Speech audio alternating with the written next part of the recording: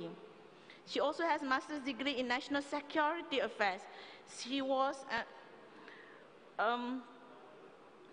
for 13 years after Wright was released from active duty, she joined the State Department. For the next 16 years, she served as a foreign diplomat in countries such as Nicaragua, Somalia, Uzbekistan, and Sierra Leone. She will share with us the worldwide women that has played role in peace building. Third, but not least, we have Professor Dr. Dewi Fortuna Anwar from Indonesia. She has very great experience also. She's a professor, the Deputy Secretary for Political Affairs to the Vice President of Indonesia, and a research professor at the Indonesian Institute of Sciences. She was the Deputy Secretary to Political Affairs from 2010 to 2015, and from 2015 to 2017 as the Deputy for Government Policy Support to the Vice President of the Republic of Indonesia. She's also the chair of the Institute for Democracy and Human Rights at the Habibie Center and a member of board advisors, the Institute for Peace and Democracy, the Bali Democracy Forum. Professor Anwar was a member of the UN Secretary General's Advisory Board. She's advisor to the UN Secretary General. And on disarmament matters from 2008 to 2012, a member of the Weapons of Mass Destruction Commission based in Stockholm, and a member of International Advisory Board of Asia Pacific College of Diplomacy, Australian National University, Australia. So we have all three panelists who have experience not locally but abroad, across the borders and the whole globe. Then I'm very honored to invite first speaker today will be Dr. Fauzia. Please welcome Dr. Fauzia. And Doctor, you have 10 to 15 minutes. Thank you.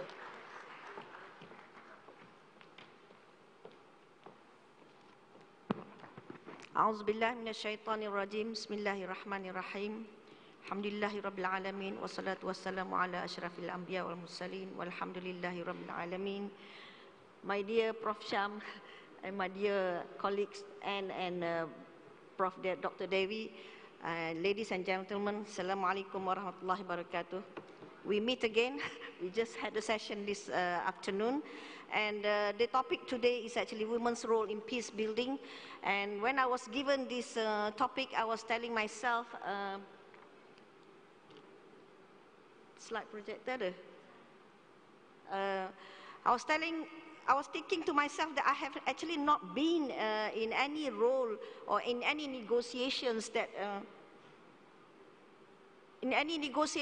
will actually ultimately result in peace.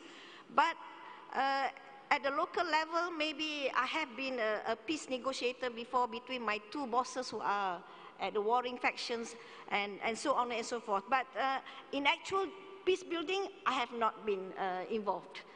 So this is my flow of presentation. Maybe to one person, maybe it's half full, and to the other person, maybe half empty. It's how you look at the glass. And the flow of presentation is basically, I'm going to give a little bit about the Islamic perspective, what is a UN Resolution 1325, and why actually are women needed in peace building, and the challenges and moving forward, inshallah. This is the world population. As you can see, there are 7.5 billion of us, and between the men and the women, it's about 50-50, whereas the men has a little bit more than us. So if you actually, or if we neglect the 3.7 million women to be involved in peace building, we are neglecting half of the intellect and the skills and the abilities of the woman to make a change.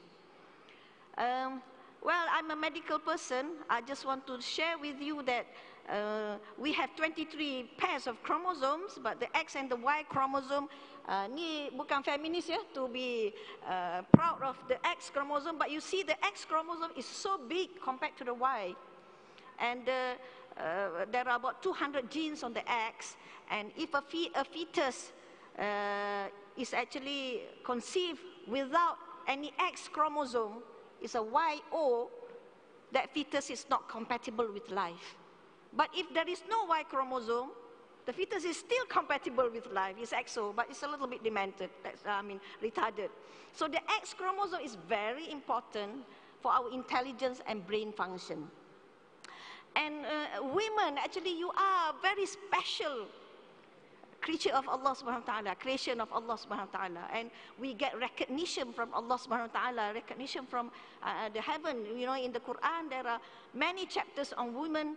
There is a special chapter for women and Nisa. And Allah acknowledged the difficulties that women have to undergo through pregnancy, through delivery.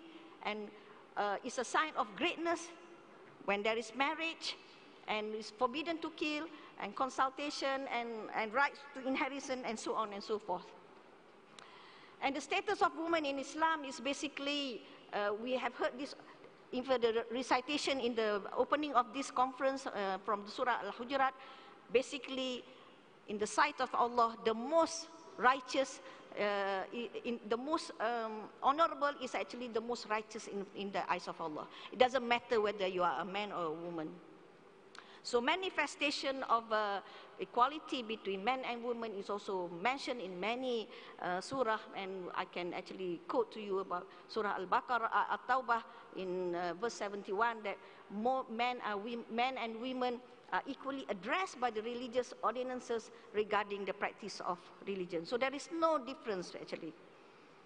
And as you know, we have read about the literature and the history that women do participate in public life. And we remember about the story where Khalifah Umar ibn al-Khattab wants to actually reduce or fix the amount of dowries for the women. But there is an old woman who objected to that publicly, and of course that it resulted that the dowries is actually up to the men to give how much they can afford. We, the women from Ikram, Pertubuhan Ikram, who is an NGO that involved with da'wah and charity work, we feel that it's important to address these women, and we have actually produced the Muslim Women Charter.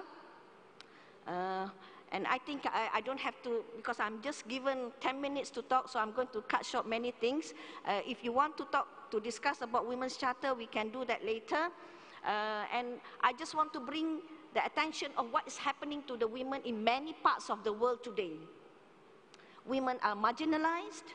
We are treated as second-class citizens. I'm not saying all parts of the world, some parts of the world. And it's seen as not an important contributor to society. And of course, they don't see women as leaders. And our opinion is seldom taken. And some are not given the full right to education, no opportunities to excel. And in Malaysia, the woman in decision-making role is about 15 to 16%. But we actually aim to achieve by 30% last year. 2016, we're supposed to reach 30% for Malaysian women to be in the decision-making role. So we are halfway. And if you look at this chart, it shows the percentage of women. This is from the EU.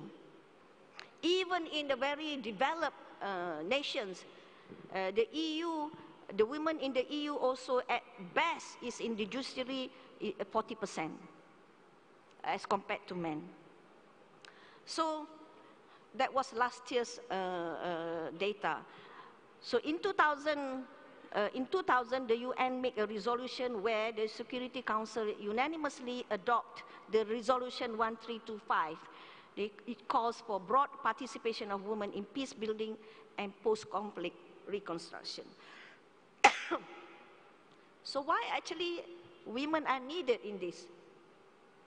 As I said to you, if we exclude the 50%, we actually will not meet the contribution of the other 50%. And as you know, in conflict areas, the most affected are the women and the children. So different experiences in the conflict, and men cannot represent women's interests and needs to build peace. As we said before, to make it sustainable, everybody must be inclusive, and equality and sustainability of the peace it benefits all if we include the women. And there are, of course, special characteristics of women that make peace building success.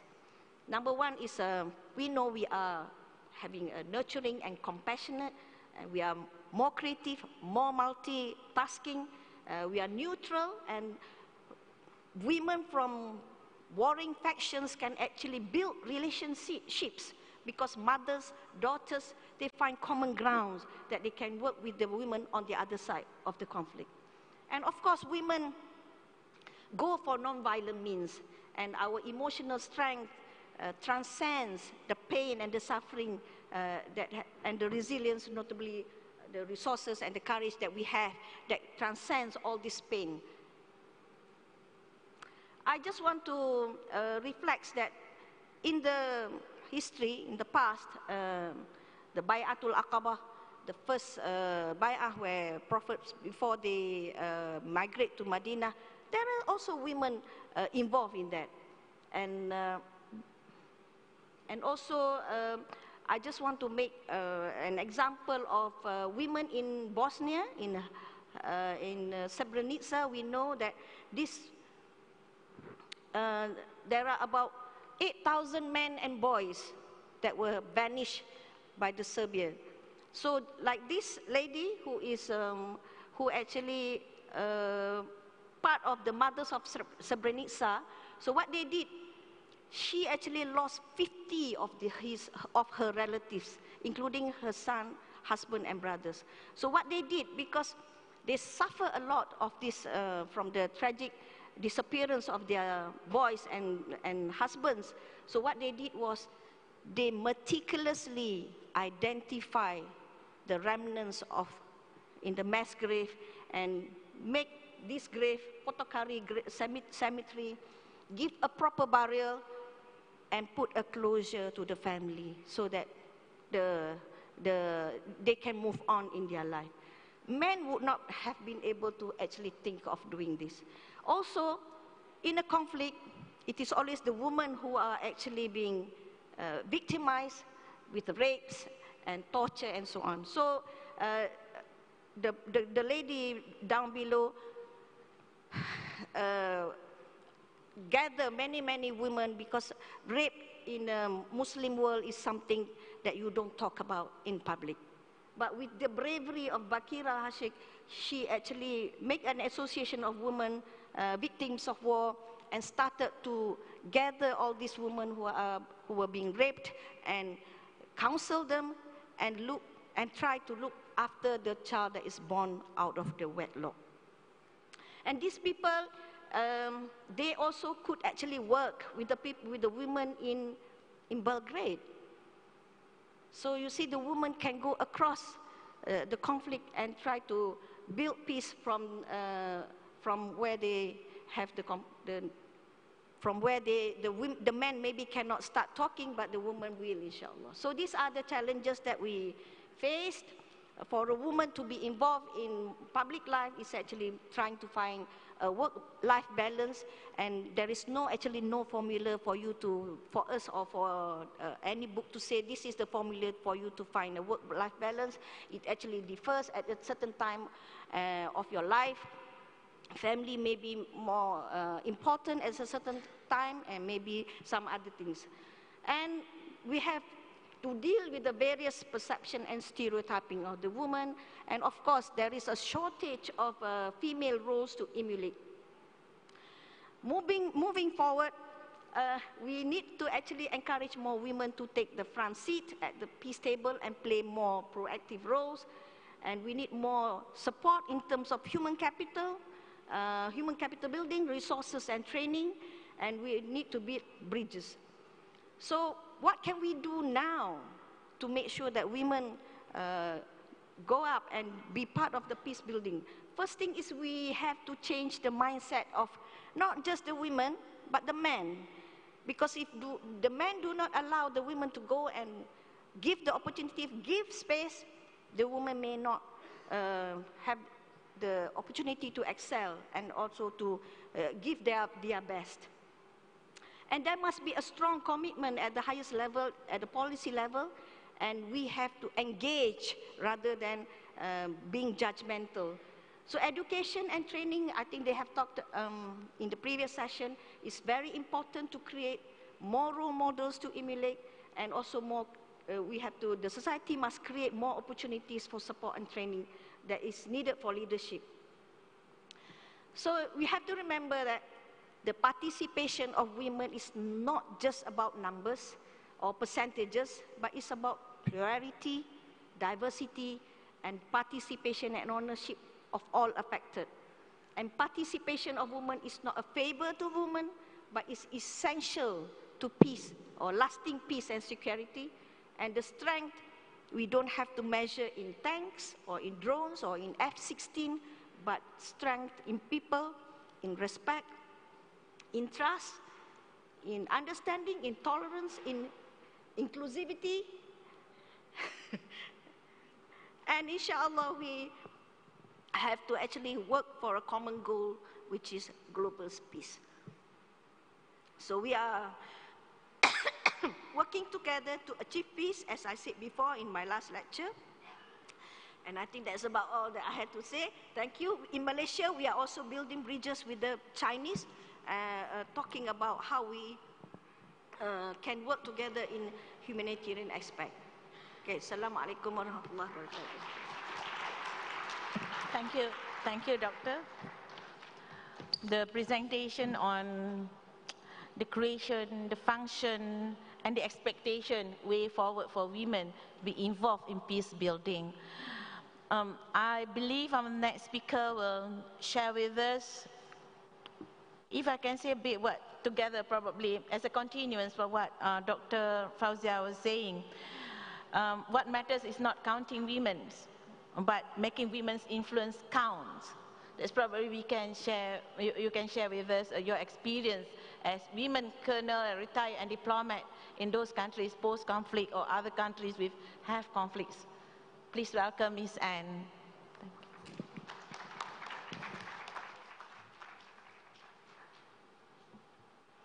Well, thank you very much. It's a pleasure to be back here again, just a couple of hours after our last presentation on humanitarian assistance and the role of women in that. Now we're talking about the role of women in peace building. And yes, I've been a part of the diplomatic corps for 16 years before I resigned in 2003. But I served in countries that were in midst of conflict. I was in Nicaragua, I was in Grenada, I was in Somalia, I was in Uzbekistan, Kyrgyzstan, Sierra Leone, Micronesia, Afghanistan, and then my last assignment was in Mongolia. And as you can reflect, about half of those countries were in some stage of conflict. I have been around a lot of women who have suffered immensely because of conflict in their countries and who have risen to the challenge of trying to resolve that conflict. And many times it's a very difficult task because the role of women has not been very prominent in peace building or peace making or in peace negotiations. And even though we do have a mandate from the United Nations that women should have a large role in peace making and in peace negotiations, it really hasn't come to pass. But I want to mention three specific areas of the world that where there has been success, and women have been a part of the successful peace making, really. And I'll start in the first one, in Europe, in Northern Ireland. And if you remember back in the 70s, the Catholics and the Protestants were killing each other. And the army of the UK was involved. There were thousands of people who had been killed in Northern Ireland. You know, a country that, or a part of the world that you thought, well, after World War II, everything was calm, except religious tensions rose up, and there were killings on both sides, and then the UK army was killing people. Women stepped in. Women stepped in. One of them in particular stepped in after there was a tragedy directly in her family, where her sister and 3 of the children of her sister were killed. They were killed by a car that had gone out of control after a British Army soldier, as a sniper, had killed the driver of the car. And after the sister and the children were killed, Marie Maguire said, we cannot have this go on any longer, and I'm going to reach out to the Protestants, and I'm going to reach out to Protestant women, and we, the women, are going to make this brutal, brutal war stop. And so you see from these pictures, here are women were on the streets in great numbers. There were big mass demonstrations of women saying to the men, you have to stop this killing. Let's see, there we go. And here's another one of the big, big peace demonstrations that they had back in the 70s. And how did that all end? Well, it ended with finally with peace negotiations. There were women at that peace table. They secured a peace. And indeed, 2 of the women that were a part of that received the Nobel Peace Laureates for that. Marie Maguire received one, and Betty Williams in 1977. And here they are today, Marie Maguire and Betty Williams. They're older ladies now, they're in their 70s. They were so key to resolving a horrible tragedy going on in Northern Ireland. And then let's go to another part of the world, in Liberia, in West Africa, where in 2000s there was a civil war going on in Liberia, and thousands of people had been killed. Women finally said, we have to get peace. Our families are being decimated by this war. And so the women of Liberia started marching on the streets and saying to the men, you have to sign a truce treaty.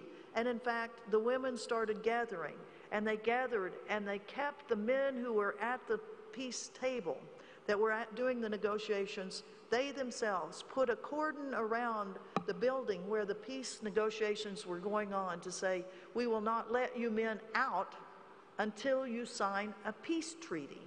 And that's what happened. Here are some of the women that were sitting around the walls of the building where the peace negotiations were going on. And we have 2 women who were awarded a Nobel Peace Prize for the work that they did there. Lamé Goby on the left, and Ellen Johnson Sirleaf, who later became the president of Liberia. And as the president of Liberia, she oversaw the peaceful transition into a democracy that was safe for all people.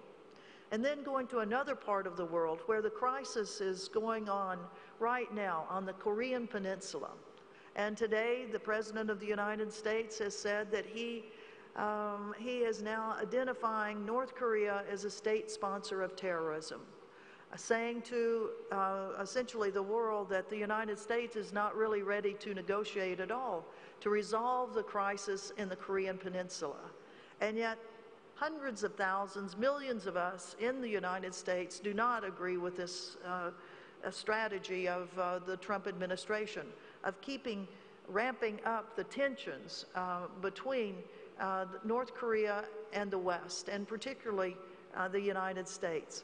So 2 years ago, in May of 2015, we organized an international women's delegation to go to the Korean Peninsula. And the women that you see here are women from 15 countries, 30 women from 15 countries. And on the front row of it, you see 2 of the Nobel Peace Laureates that you've just seen in previous pictures. Lamé Goby came with us to North Korea, and Marie Maguire came with us to North Korea. And while we were there, we had peace talks with North Korean women. And in the picture that you see there, we're holding what looks to be a quilt. It is a quilt, and it's a quilt of the design of Korea, the Korean Peninsula. And it doesn't matter whether you're from North Korea or South Korea. As a woman, you recognize this type of quilt. So we brought with us a part of a quilt that was done in South Korea, part of the quilt that was from the international community, and then the North Korean women came together with their quilt, and we knitted that together as we had a peace symposium for 3 hours where the North Korean women told us about the horrors of the Korean War. And later on, members of our delegation from the Philippines and from Colombia, from Northern Ireland, from Liberia, talked about the crisis in their countries and how it was resolved. Then we had a march for peace of women of North Korea and the international community. This picture is from Pyongyang. Have any of you all ever been to North Korea? No? Well, you ought to go. You know, when there's a country in the world that they say you shouldn't go to, that's when I like to go. You know, because there are reasons why governments say you shouldn't, but there are reasons why we as citizens of the world need to see what other citizens are going through. And we were told by my government of the United States did not want us that were American citizens going to North Korea at all. They didn't want us to see in person that indeed there was a massive, massive statue there for peace and reconciliation. And that's what this statue is on a giant boulevard in Pyongyang. How many of you all have ever seen that? 2 women holding hands, 10 stories tall, for peace and reconciliation. That's not a story we hear about North Korea at all, is it? And along the sides you can see thousands of Korean women. 5,000 North Korean women marched with us for peace on the Korean Peninsula. And then after that, we went on to South Korea. We became the first civilian group in many years that had been allowed by the North Korean government, the South Korean government, and the UN command to actually cross the demilitarized zone. I mean, you talk about needing diplomacy to get that agreement. That needed a lot of diplomacy. It took over 1.5 years for us to make all of the arrangements to be able to do this because of the tensions that were and still are even compounded now on the Korean Peninsula. And this picture is after we went over into South Korea and with South Korean women.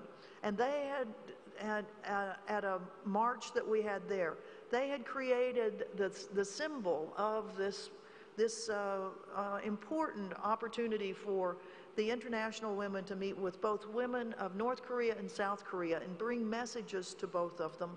And the quilt design that you see on the back of this giant wall symbolizes that. Women are a key part of peace building.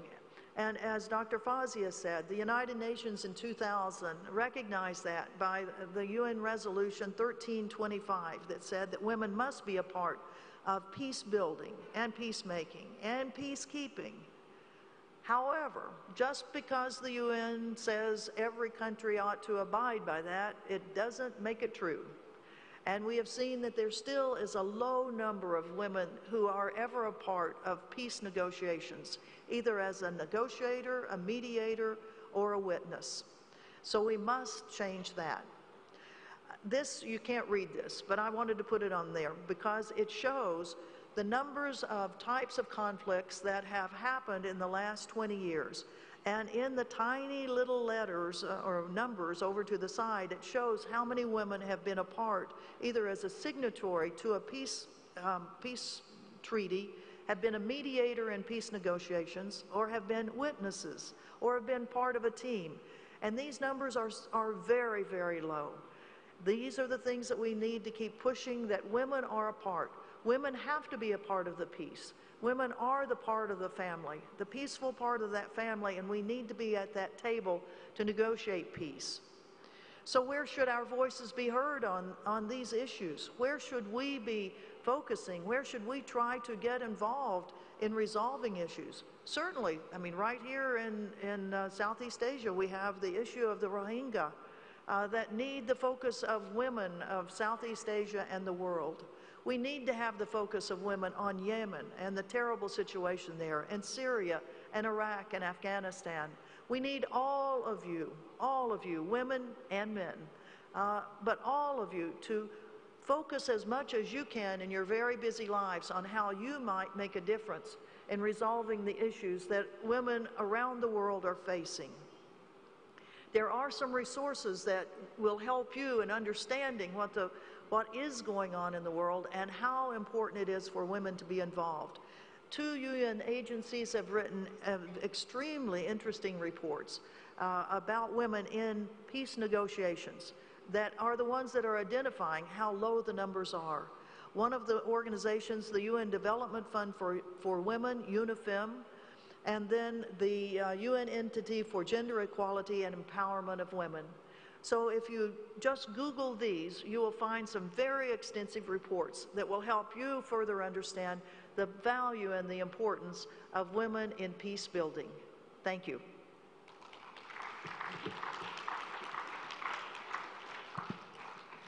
Thank you, Ms. Anne. We have seen globally how women being addressed in order to participate in peace building.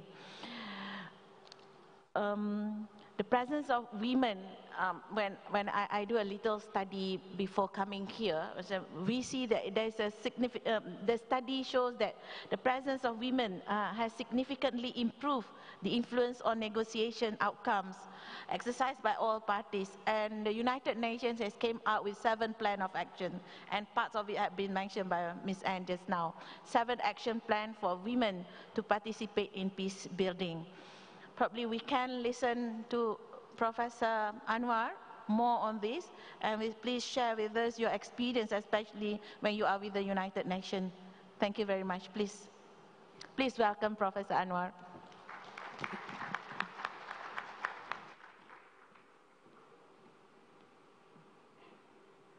Assalamualaikum warahmatullahi wabarakatuh. I sent in the email quite late, so I'm not sure whether my presentation is with the organizer yet. It's not there? Okay, yeah. So being the last speaker has its blessings but also its curse. The blessing is that the major issues have been covered, so all I have to do is just say, yeah, I agree with that, I just underline that. But it's also the curse because I have nothing new to say. But I'll try my best anyway. Yeah. As we know very well that in a time of conflict, especially armed conflicts, women are always the primary victims. And of course, the most obvious are that the women are often the victims of sexual violence. And it's not just sexual violence because that is opportunity presented by situational conflicts where men become bestials, but also in the cases, if you remember, in Bosnia, it is also a systematic strategy of ethnic cleansing. You kill the men, you kill the boys, you rape the women, you produce new race. So women are often also victims of that a targeted attack in a time of conflict.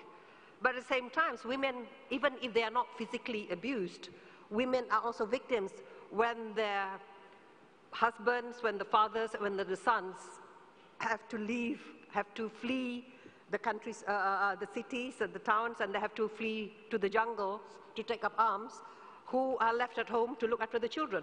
It's the women, the mothers who have to look after the family and, make a life during this time of conflicts. So any time of conflict, women are double victims. So that's why mothers, we should be, women should be the first opponents of any conflicts. That's why it has been said, that women should be the primary nurturer of life, not the primary takers of life.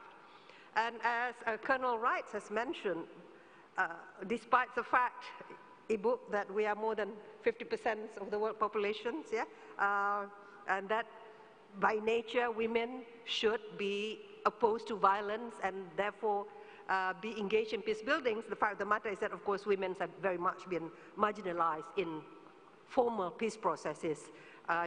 We can read the details of the tables that Colonel Wright displayed, but you can say that women only make up 2% of the chief mediators, only 4% of witnesses and signatories, and 9% of negotiators. So really, really quite marginal in terms of the formal peace processes.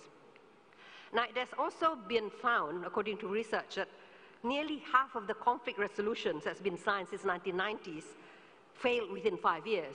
So the peace has not been sustainable. Within 5 years, there have been a recurrence of conflicts.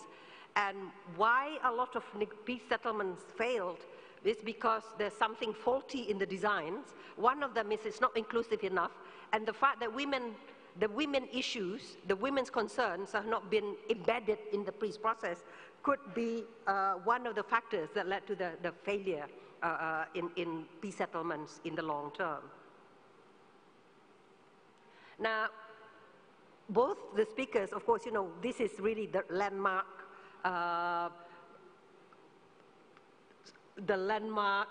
decisions to mainstream women in peace process. The UN Security Council resolutions 1325, which said, you know, we have to recognize the fact that a lot of peace settlements have failed, that women can contribute a lot, and we have seen that since this 2000 Security Council resolution, there has been this attempts to involve women in conflict prevention and resolution of conflict, in peace negotiations, peace building, peacekeeping, humanitarian response, and post-conflict reconstruction. There's also been an important call to all parties to take up special measures to protect women and girls from gender violence, particularly in conflict, especially from rape. Now, this is a study that's been done by the Council of Foreign Relations. It, in fact, brought to order all of the various activities that Colonel Wright has mentioned in her presentations. And her pictures do speak 1,000 words. So these are the types of activities that women can do to contribute to the prevention of conflict and also conflict resolutions. As has been mentioned by both speakers, women do work across lines, above sectarian divides, above religious and communal divides, because there is a tendency for women to be willing to take a more collaborative approach, so that, you know, they are willing, as shown in Bosnia, that they have been in Srebrenica, that they have been willing to work across the sectarian divides. This also happened, for example, in the conflicts in Ambon, which I'll show you later. Women can act as honest brokers, precisely because women have been so marginal to the power equations. Women are not seen as being a party to the power conflicts, so they are more trusted. And therefore, there is a likelihood if you bring women into the negotiating table, because they are seen as honest brokers, the possibility that the negotiating parties can actually come to an agreement is much greater than if it is just an all-male with their big egos sitting on both sides of the negotiating table. The third is, as you know, Colonel Wright is very much part of that mass rallies. Women can stage mass action. They can mobilize public opinion by staging mass actions on issues that are of real concern. You know, I think the pictures that Colonel Wright had shown us, that they can be quite effective. In Indonesia, if you remember, in 1998, prior to the fall of President Suharto, there were massive demonstrations. But one of the most effective demonstrations that actually persuaded President Suharto to resign was when mothers started to come out to the streets. They are called Ibu-Ibu Susu, because they were very concerned about the high rise in milk, that they could no longer feed their children. So when mothers started to take the streets, governments do shake, you know. When it's students, of course, they get trouble, but when women and mothers take to the streets, and when they talk about bread and butter issues, about how to feed their children and so on, and that people cannot ignore that.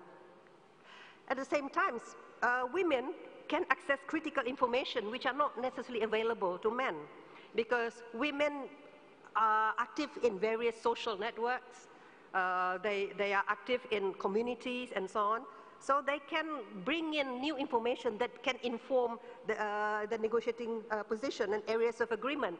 So the lowest hanging fruits, so you don't, when negotiations, if you start with a high call, usually you don't want to agree. But if there are areas where they're of concerns to women and families and children, then you can bring this to the table and you can obtain this information from the kind of activities, daily activities in the market, in the sumur and so on, that women can obtain. Therefore, following from this, women can broaden the agenda. Women are more likely to raise social issues in negotiations and help societies reconcile and recover. So if you only talk about the high politics, it's very difficult sometimes to agree. But if you do, everybody wants their children to survive. Everybody wants food security. Everybody wants to have access to energy. Everybody wants to have access to education. Everybody wants to have, waters and so on. So if you can broaden the agenda to social issues as well, which sometimes, it's much easier to agree upon. Even international cooperation, the social issues are not as contested as the higher politics. And that, by broadening the agenda, when you have two conflicting parties, then you can actually agree, on the small things. And of course, women can also aid in the post-conflict recovery by ensuring diversity, including through women's participation. The post-conflict recovery and rebuilding processes could actually advance its stability. Now, from Indonesian experience, this is real-life experience, and it's been cited in many studies of peace building, the role of women. If you know, for those of you who are familiar with the Maluku, the Ambon conflicts between the Christians and the Muslims, originally, the Muslims and the Christians lived in mixed villages. But after the conflicts, they segregated. So the Muslims live in one side, the Christians live in one side, and there was a no man's land. And it was very difficult to get started the negotiating process. It was actually the women, they call them in the local language, the mama papale.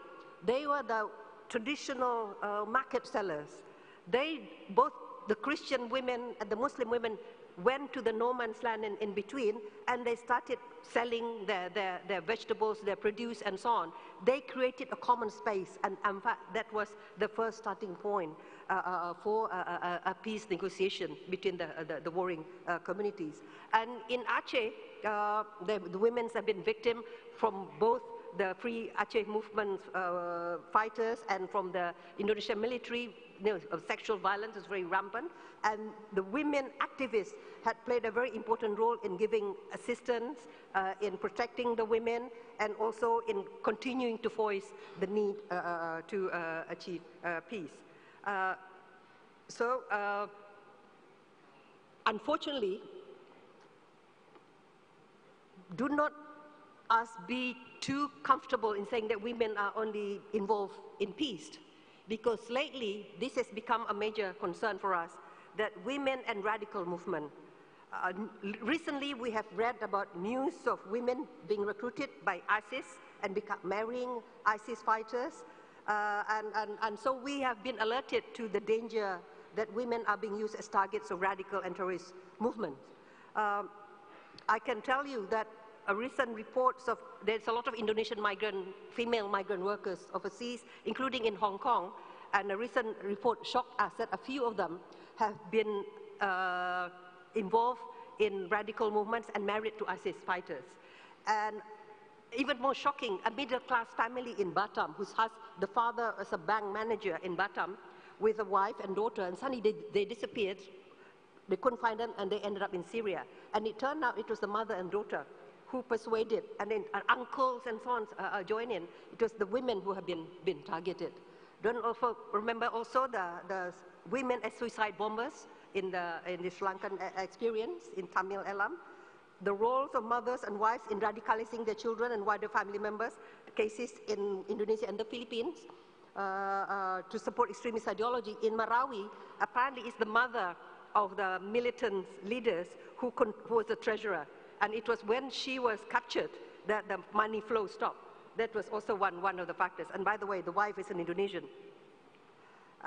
So we need to also address, this concern. So there should be a special strategies to prevent women from becoming soft targets of violent ideology. Because women, as we know, in any culture, in any religion, they do occupy strategic position and role in the family because they teach their children. So if the women become radicalized, they can teach their children radical ideology.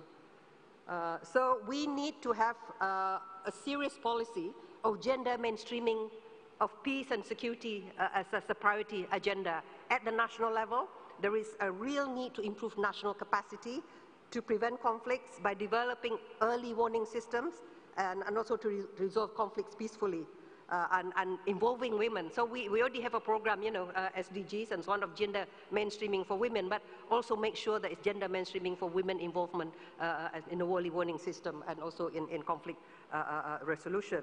And also very, very important that we have regional and international cooperation so that we can exchange information about best practices, how to provide technical assistance, like somebody with experience like Colonel Wright, and give training in the many different areas of conflict prevention, conflict resolutions, and peace building. Thank you very much. Assalamualaikum warahmatullahi wabarakatuh. Thank you, Professor Anwar. Yeah, if I look through the information or listen to the presentation just now, is over time shift from vulnerable victim of conflict or a target of organized violence or crimes, women now has to become agent of change. So to change women from being a vulnerable group of people or being a victim or target of any crime, then women should be the agent of change. I think that is the experience that being shared by Professor Anwar just now. And I believe women, also from the presentation just now, we understand that women has a very huge and various aspects to contribute in peace building. And Professor Anwar listed about 8 to 10 functions that women should play in order to become part of the agent in peace building. We still have about 15 minutes of time before we end the session for the next session. And now I welcome the floor to ask questions or to give comments or to share views on the same topic that our three panelists has presented just now. That's women's role in peace building. Now the floor is for the audience to share the views or ask questions. We have 15 minutes. Any questions? Or shall I take the privilege to I was really want to know how, especially Colonel Wright, being involved in such a, I think it's a very difficult profession for women to participate, especially in the army. Probably we can share with us. Thank you, please. Well, indeed, it is a real challenge for women in the military. When I joined the U.S. Army, less than 1% of the U.S. military were women. Now it's up to about 14%. The larger number of women does not mean, though, that the traditional problems that we've faced, which were sexual harassment, sexual assault, are not still there. And I think, unfortunately, it's probably prevalent in every military around the world, that women that choose to go into the military have to be very vigilant, they have to be very strong, and they have to have good friends and allies in order for them to succeed in the military. It is a career that has its ups and downs, and I did stay in it for 29 years. And it gives you certainly an insight into a part of our society which is called upon by our countries to defend the countries.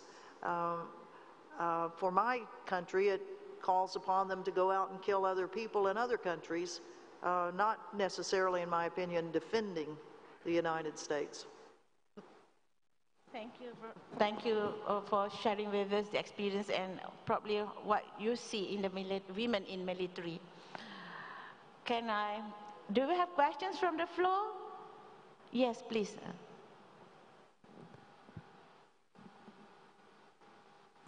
Assalamualaikum warahmatullahi wabarakatuh. Prof, I'm Captain Abdul Halim bin Haji Sharif from the Royal Malaysian Navy.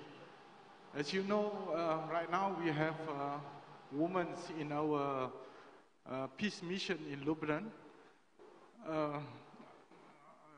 First of all, I would like to thank for all the speakers who have enlightened us with the role of women in peacekeeping. I just want to seek your opinion. How do you think that the Malaysian Armed Forces can widen our women contribution during the peacekeeping mission? Right now we have almost 10 of our women involved in peacekeeping in Lebanon. Thank you. Anyone? Thank you. Is it on? Yeah. If the nature of peacekeeping now is quite different from the traditional peacekeeping, where it used to be maintaining peace between countries that have been at war, and then you maintain the peace. But now most of the peacekeeping is related to internal conflicts. So peacekeeping is not just about separating combatants, but especially in war-torn societies, there is now a demand for peace building as well, for developing, for building a society.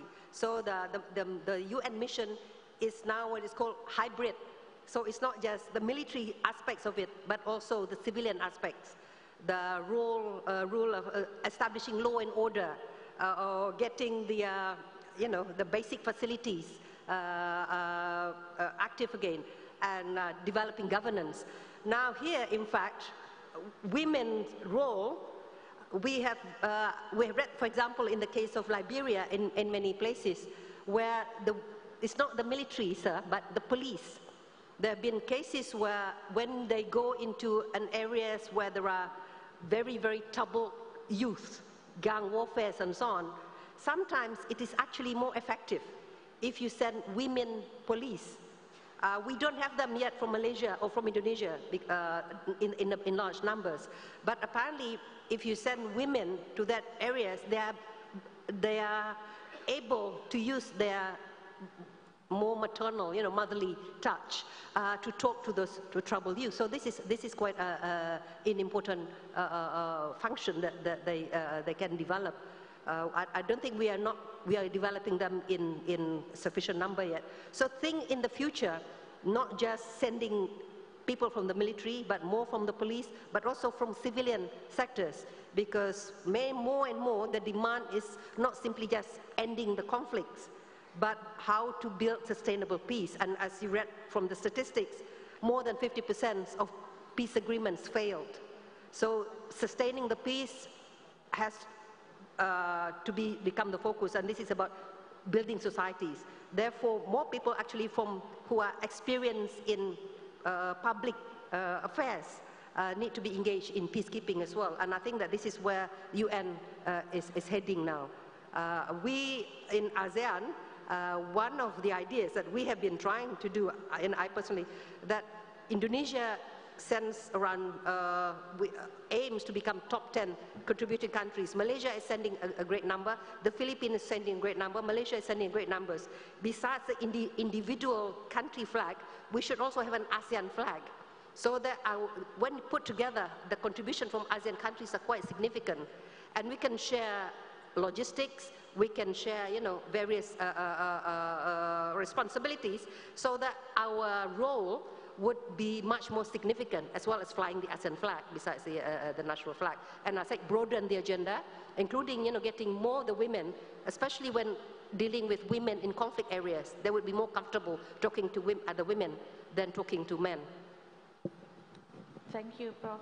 That would be inspiring for women in Malaysia to participate, at least for our women officers in the armed forces or in the police. Any more questions? Do you have more questions? I'll still want to take the privilege if there's no question from the floor. I want to have Dr. Fauzia to share with us, how do we inspire women in your observation being involved in NGOs? Yeah? How do you inspire women to be involved in this kind of activities?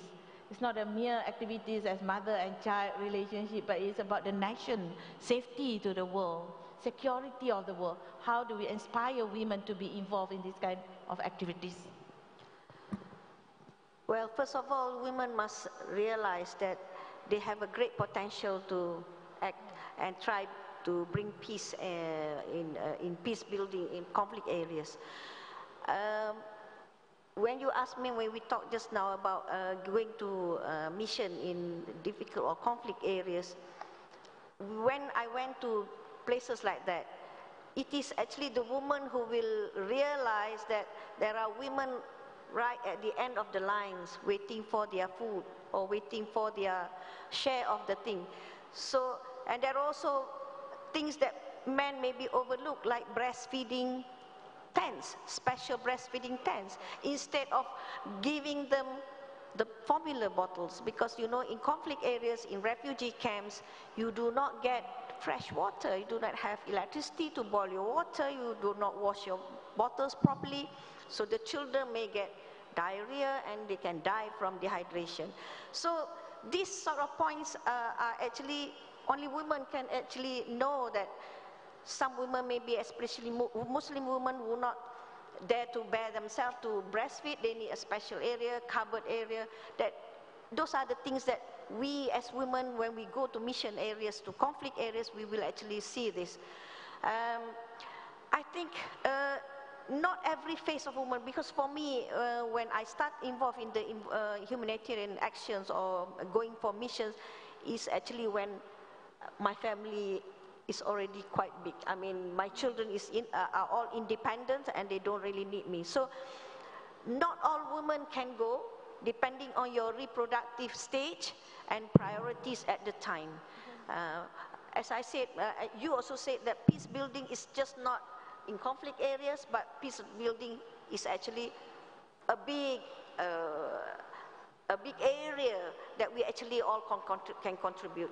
Among ourselves, among the families, among our neighborhood, among our localities, we have people fighting, and we can also be peace negotiators.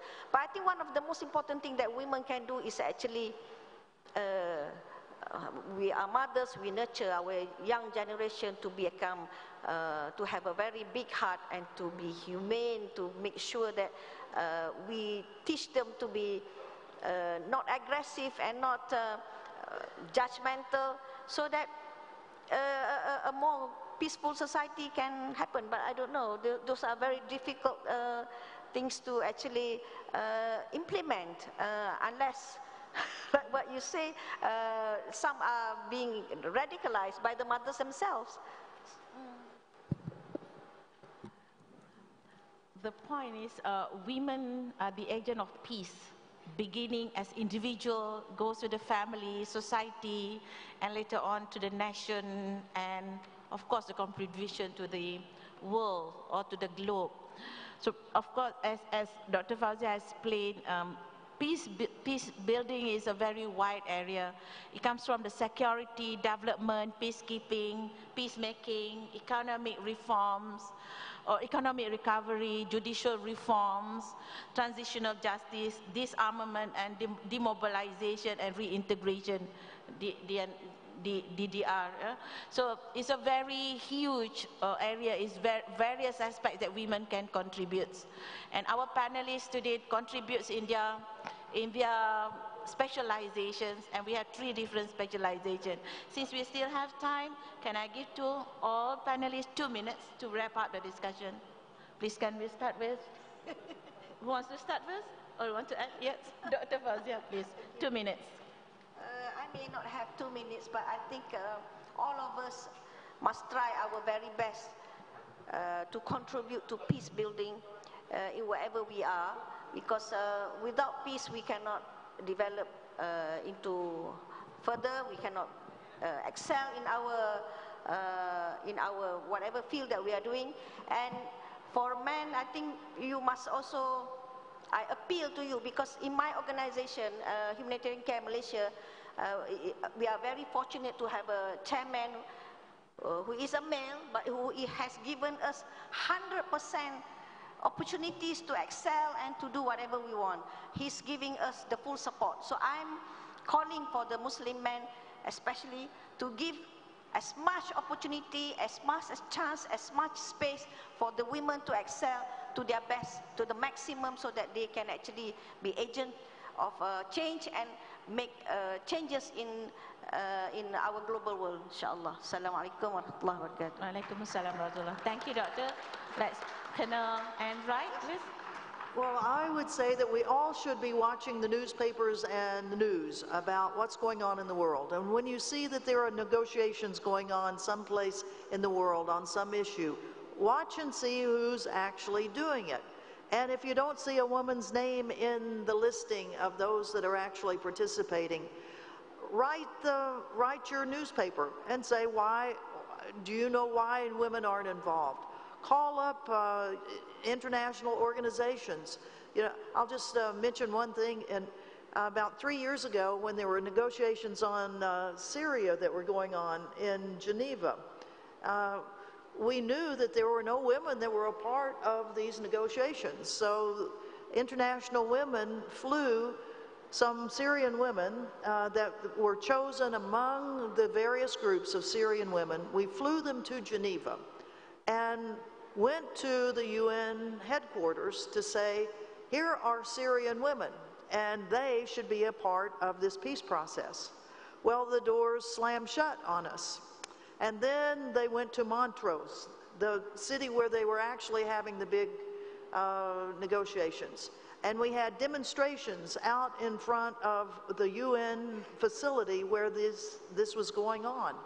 And finally, we got the women admitted as observers.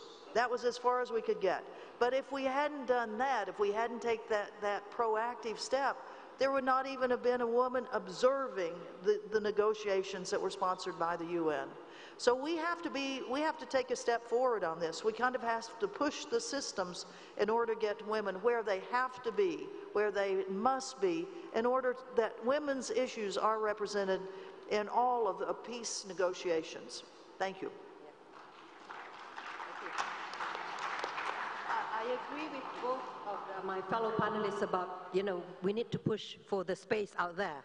But opportunities usually not given, but seized. There's no such things where people give you power voluntarily. So it is also the responsibility of women to be engaged, to seize the opportunity and to create the opportunity. So I'm not really waiting for Nasib, or give me the opportunity if I don't myself empower. And the problem is sometimes when the governments are looking for negotiators, when governments are looking for mediators, they don't find the women who are experienced. So therefore it is emboldened upon the women to be interested and then to equip themselves, even if there is space. If you do not have the necessary number of women with the necessary skill, the necessary capacity, then that vacuum is not going to be filled. And if you go into most of the studies about peace and conflicts and so on, there are very few women. I've been in a number of conferences because my area is foreign policy and security, where I will be the only woman. It also means that, the women need to take the opportunity to be aware that it is important for women to be engaged, to prevent women from being victims all the time. So please end this victim mentality also, so that we do not become victims and seize that opportunity. It is our collective responsibility. Thank you. Thank you very much, Professor, for giving us the aspiration and inspiration. So that ends our session. I'm very honored to moderate this session this afternoon. We thank you to USAS, to WCIT 2017. Let us give a great applause to all the panelists. Thank you, everyone. Thank you. Assalamualaikum warahmatullahi wabarakatuh. Thank you.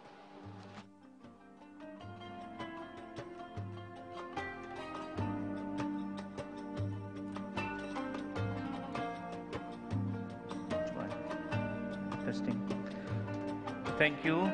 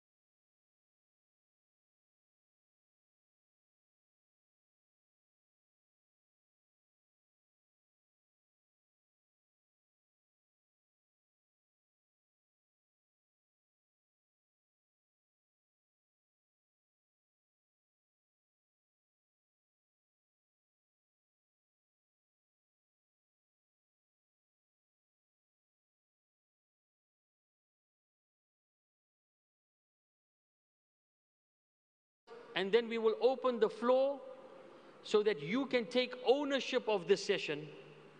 And through your interaction between yourself and the Honorable Sheikh, we can be able to come up with some tangible and real solutions on how to build bridges between the Ummah of Sayyidina Rasulullah Sallallahu Alaihi Wasallam and all other communities all over the world. Does that sound like a plan? Can I get a yes or a no? Bismillah. So without further ado, I'd like to call Fadilatul Sheikh Dr. Muhammad bin Yahya Ninawi to give us some few insights on global peace, building bridges between world communities. فليتفضل مشكورا. بسم الله الرحمن الرحيم. الحمد لله رب العالمين وصلى الله وسلم وبارك على سيدنا محمد سيد الأولين والآخرين وعلى آله وأصحابه وأزواجه وأحبابه أجمعين. أما بعد، السلام عليكم ورحمة الله تعالى وبركاته. I think it's not only safe but appropriate to start with the book of Allah subhanahu wa ta'ala and the ayah that you all know in Surah Al-Hujurat, where Allah subhanahu wa ta'ala says, يا أيها بسم الله الرحمن الرحيم يا أيها الناس إنا خلقناكم من ذكر وأنثى وجعلناكم شعوبا وقبائل لتعارفوا إن أكرمكم عند الله أتقاكم.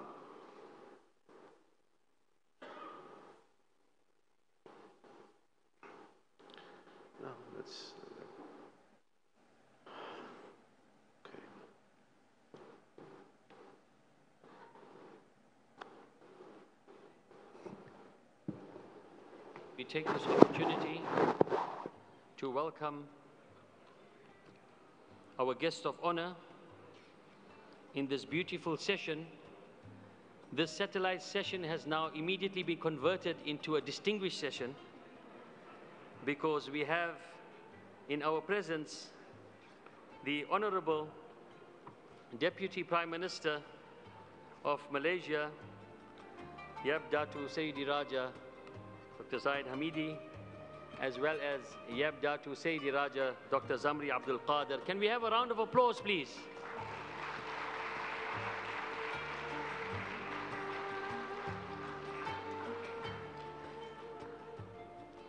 As mentioned in starting, that this is the culmination of 2 days of deliberations, and we have gathered extensively with various thoughts and presentations, and now this final session brings about us the opportunity to synchronize what we have learned over the past few days so that we can be able to bring about some tangible solutions for the ummah of Prophet Muhammad sallallahu alaihi wasallam.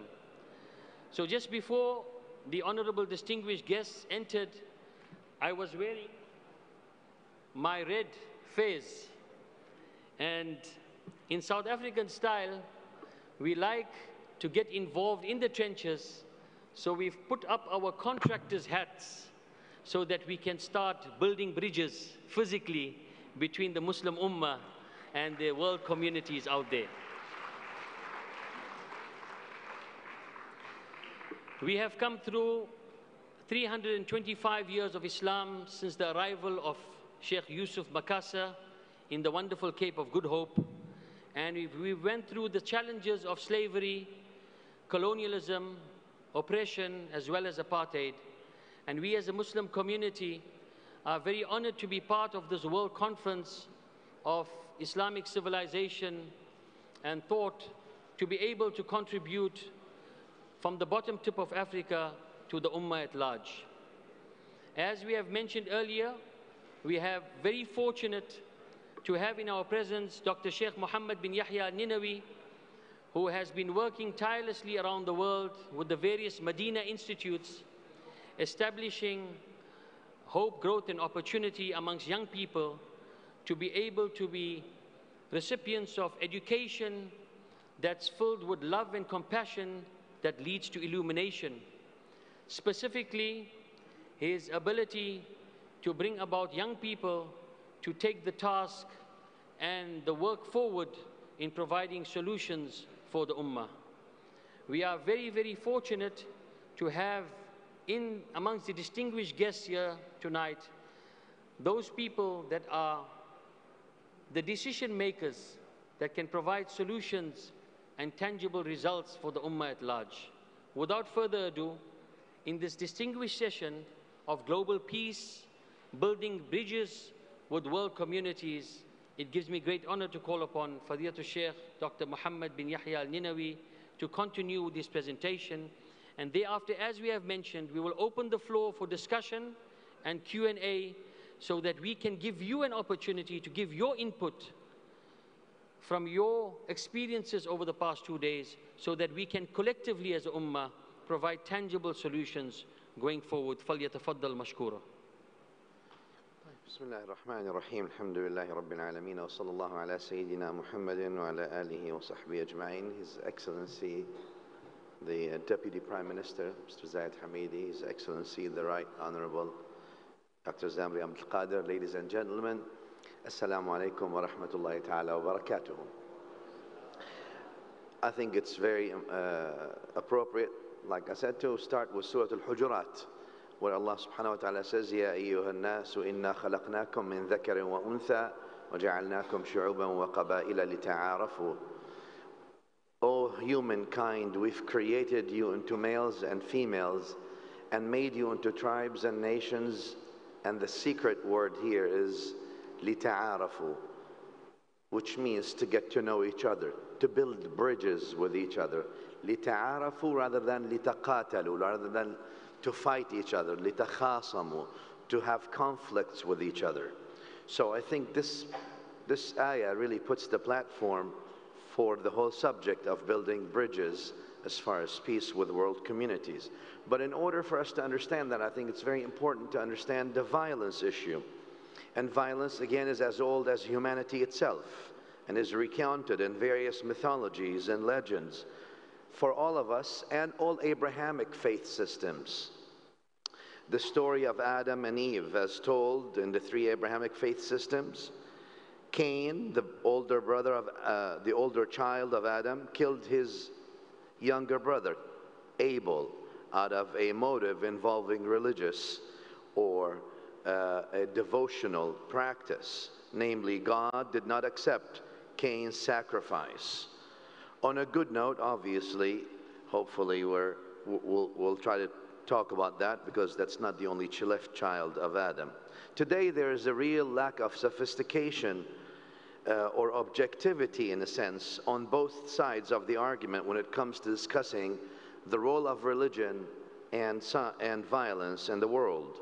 On one hand, people of faith are far too eager to distance themselves from any violence in their communities, often denying that religious violence has any religious motivation whatsoever.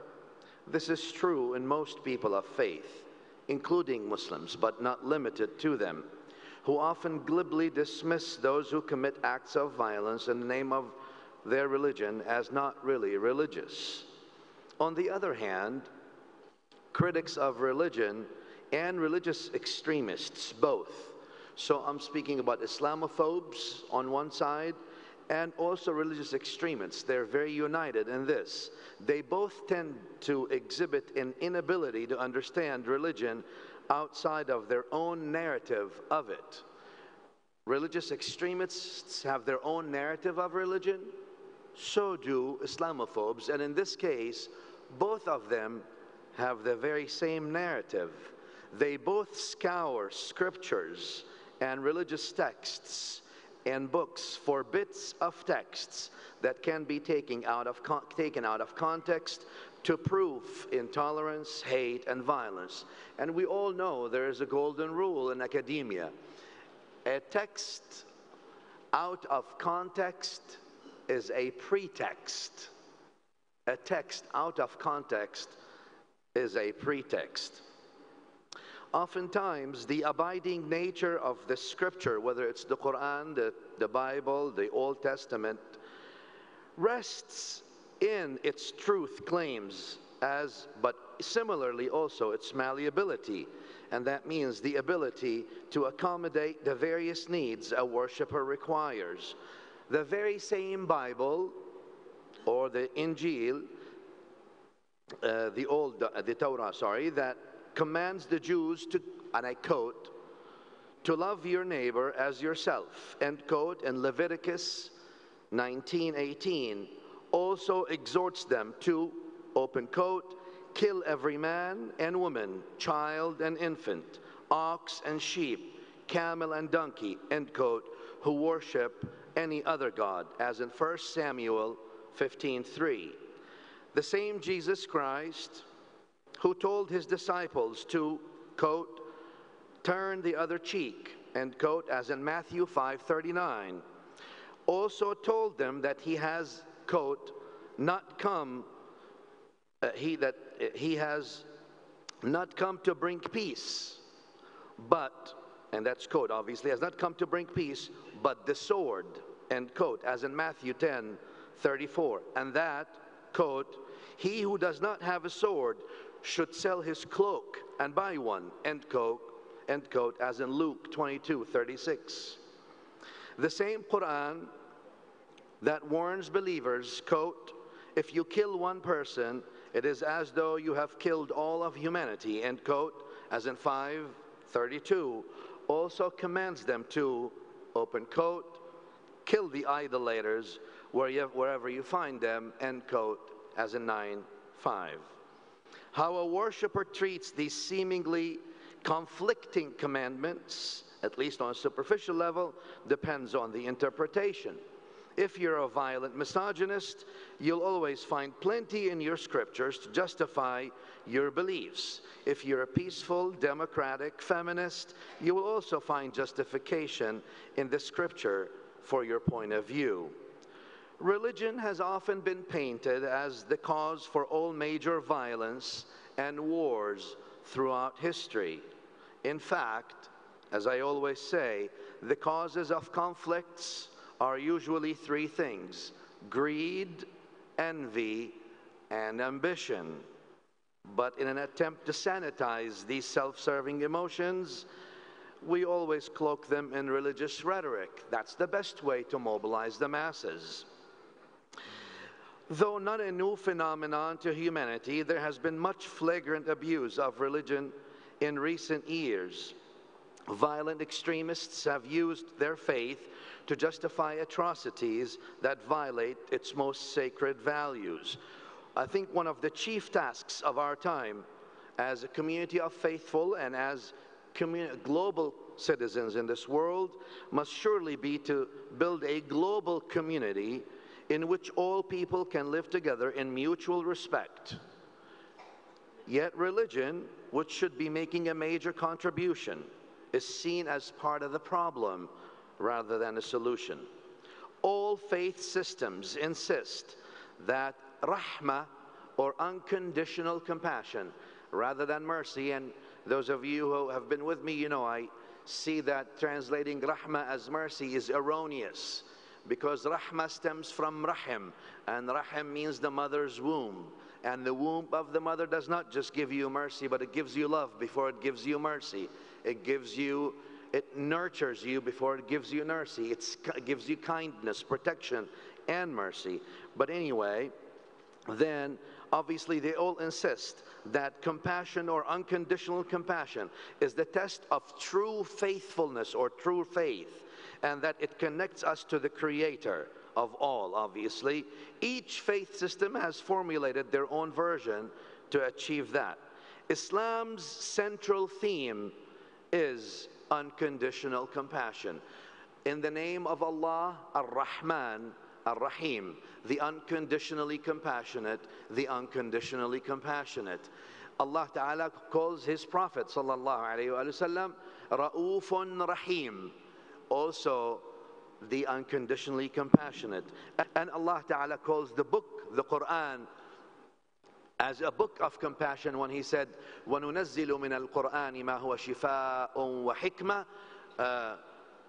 وَرَحْمَةٌ عَفْوًا, and we reveal in this Quran which is healing, cure, and obviously unconditional compassion. The basic formula for the Quranic or the Islamic principles of compassion is very simple. هل جزاء الإحسان إلا الإحسان. Meaning, if you're good to those who are good to you, then what good are you? You're supposed to be good to those who are good to you. But Allah is good to you. Allah gives you ihsan, which means Allah is good to you whether you're good or you're not good. Hence, you're only expected to be good to others, irrespective of your view of them, whether they're good or they're not good in your view. For if you're good to only those who are good, then what good are you? And that's a basic Islamic principle. Yet obviously, sadly, we hear little about unconditional compassion these days. Many religious leaders today, they seem to behave like secular politicians, singing the praises of their own denomination and decrying their rivals with scant regard for charity. In their public sermons and teaching, they rarely speak about building the human character, which is the main job of the Prophet ﷺ. The Prophet ﷺ did not come to teach people other than to build their character, to refine that human being. And that's why Allah Ta'ala described him, وَإِنَّكَ لَعَلَى خُلُقٍ عَظِيمٍ. Did not say, وَإِنَّكَ لَعَلَى عِلْمٍ عَظِيمٍ. Though the ilm or the knowledge of the Prophet ﷺ is azim. Did not say, وَإِنَّكَ لَعَلَى حِكْمَةٍ عَظِيمًا. Though the hikmah of Rasulullah ﷺ is grand. But when Allah described him in something that distinguished him, He described him with character. And that means he's a character builder, sallallahu ta'ala alayhi wa sallam. You see, it's very easy to take people out of a tent and tell them to live in a palace. That's not a transition, really. That's not difficult of a transition. It's very easy to take people out of riding a camel and tell them, here, why don't you get into a 4x4 Land Cruiser?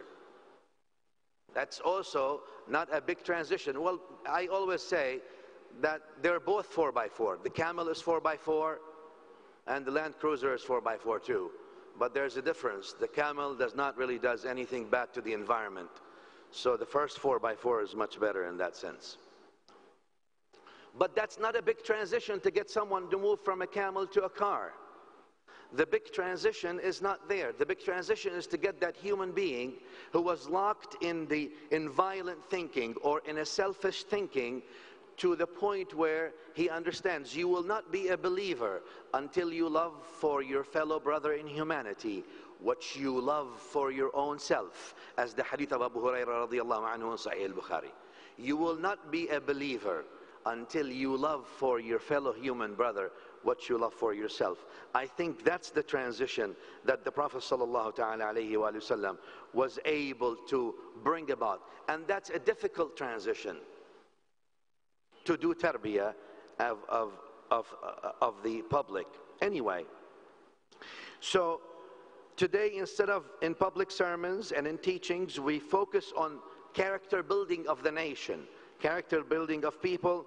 We rarely speak about these characters, such as truthfulness, sidq, trustworthiness, amana, rahmah, compassion, global vision, because our deen did not come locally. It's not just to the Nusantara.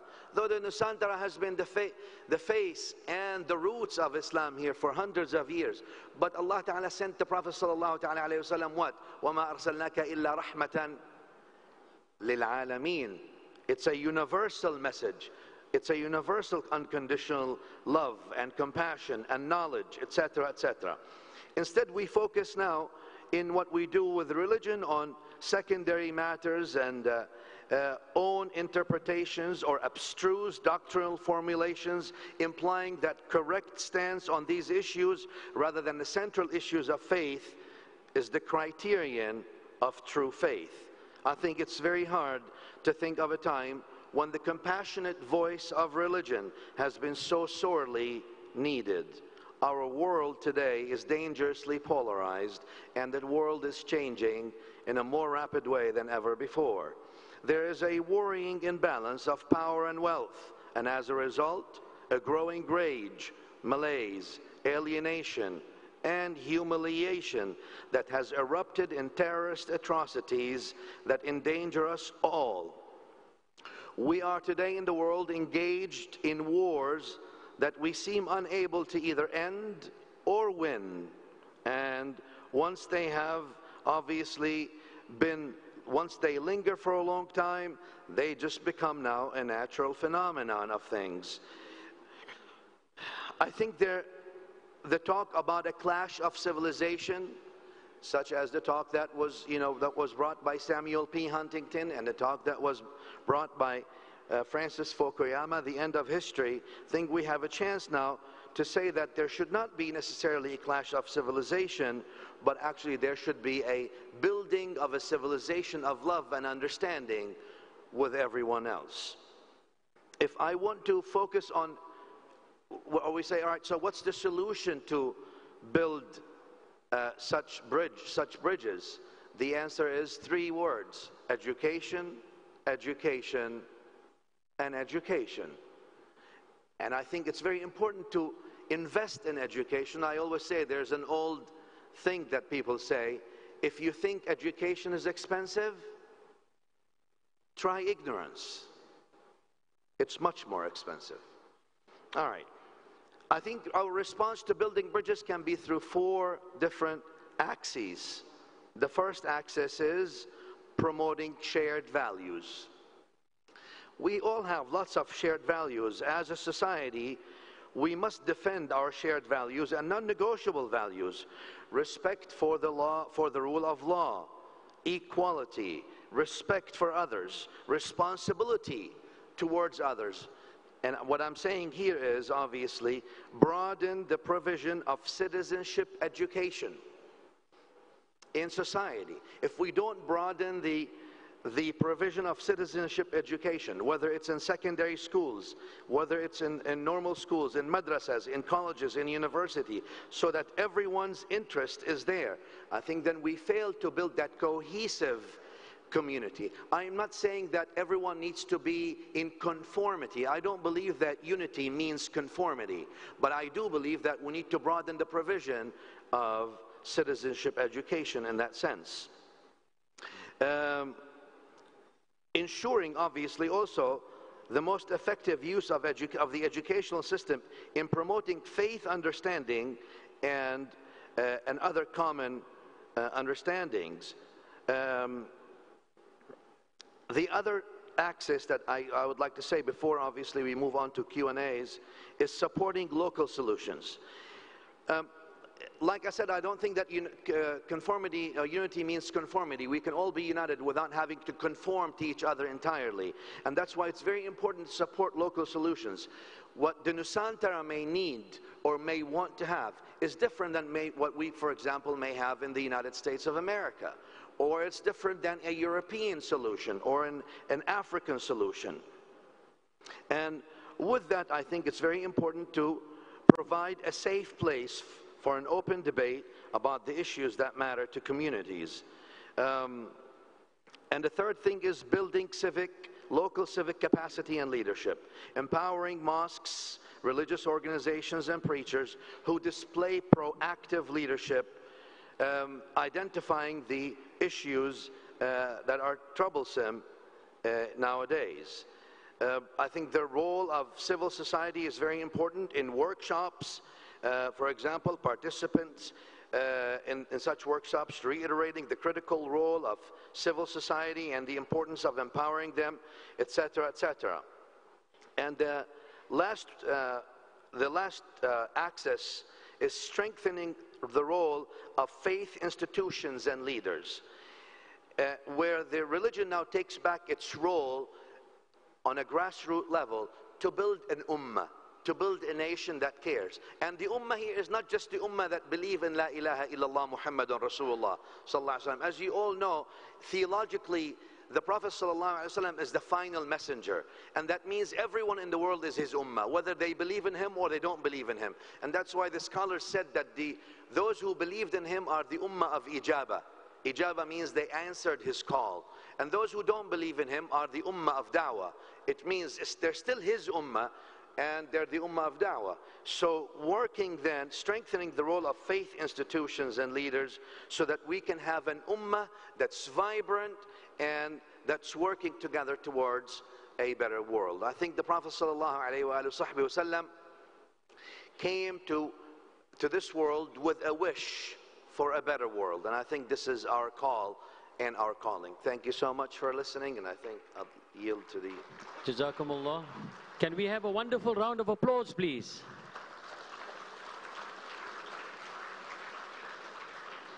What a beautiful culmination to 2 days of wonderful discourses. And as we mentioned earlier, we have satellite session 3 today has immediately been converted to a distinguished session with the presence of the Deputy Prime Minister, Dr. Hamidi, who's very loved in Cape Town, as well as the Chief Minister, Dr. Zamri Abdul Qadir, and we hope that the distinguished session and the participants of the distinguished session, namely the Deputy Prime Minister and the Chief Minister, will visit us in the Cape of Good Hope so we can share some of our beautiful experiences under the landscape of Table Mountain.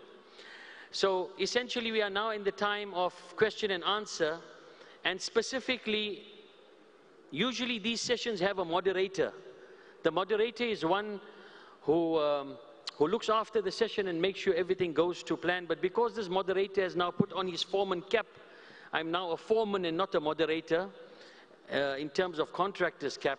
And the reason I mention this is because we as Muslims, before we start building relations and building bridges with other communities, we have to first build bridges between ourselves.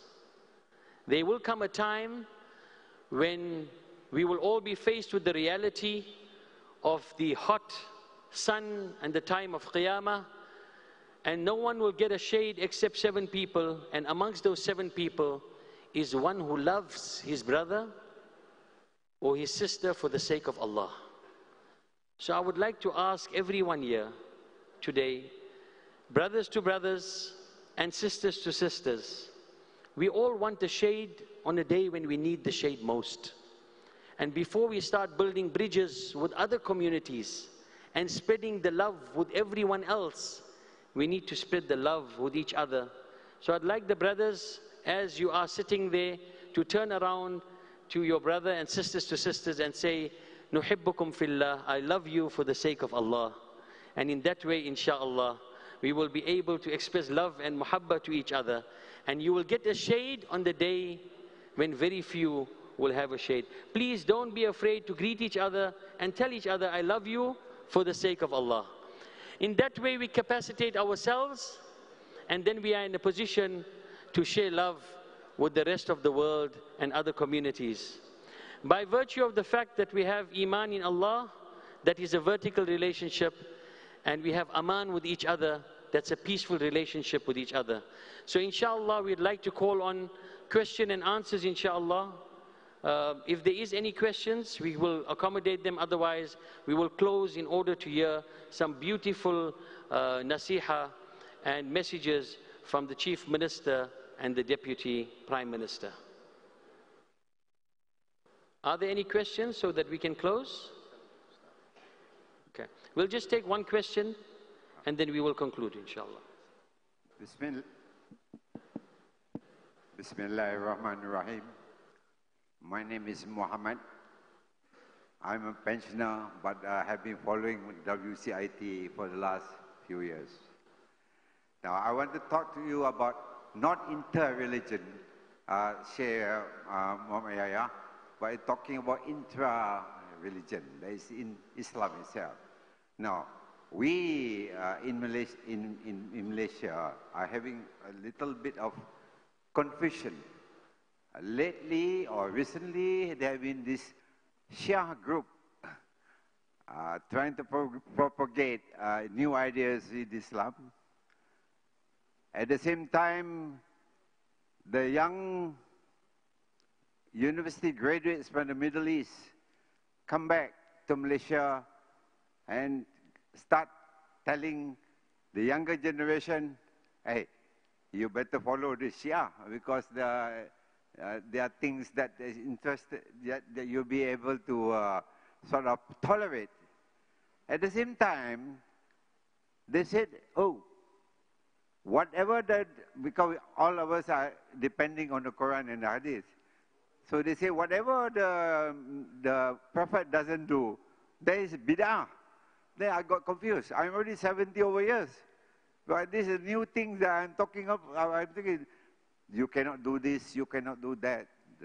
So talking about intra-religion, probably Sheikh Muhammad Yao will be able to enlighten us, especially the younger generation in this hall.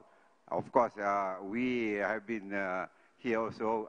I think everybody will want to know what is your views on all these new issues that is puzzling and worrying us and the future generation of Muslims in Malaysia. Thank you. Jazakumullah. Shukran for your question. We'll take this as the final question. Thank you very much from one of the senior members. We'd like the Sheikh to answer, inshallah. Bismillah ar-Rahman ar-Rahim. Look, I don't think that the Nusantara, with 700 years of Islam, is needy of advice per se. I think that this continent has produced luminaries that illuminated the Muslim world everywhere, from here all the way to Mecca and Medina and throughout the world. It's very important when we discuss issues like that to remain true to text and faithful to context. So I think what we know and what our scholars have produced throughout this area and throughout the Muslim world for the past hundreds of years stands successful throughout the times, and I think things that don't necessarily fit the tradition and fit the context that we live in should not be looked at with that importance. Wallahu alam. Thank you very much for your wonderful participation, and we'd like to thank the Vice Chancellor, Dr. Nuruddin, as well as Professor Wan Sabri and all the organizers for giving us this great opportunity to be part of this absolutely wonderful conference. And may Allah subhanahu wa ta'ala bless each and every one of you and make you grow from strength to strength. Wassalamu alaikum wa rahmatullahi ta'ala wa barakatuh.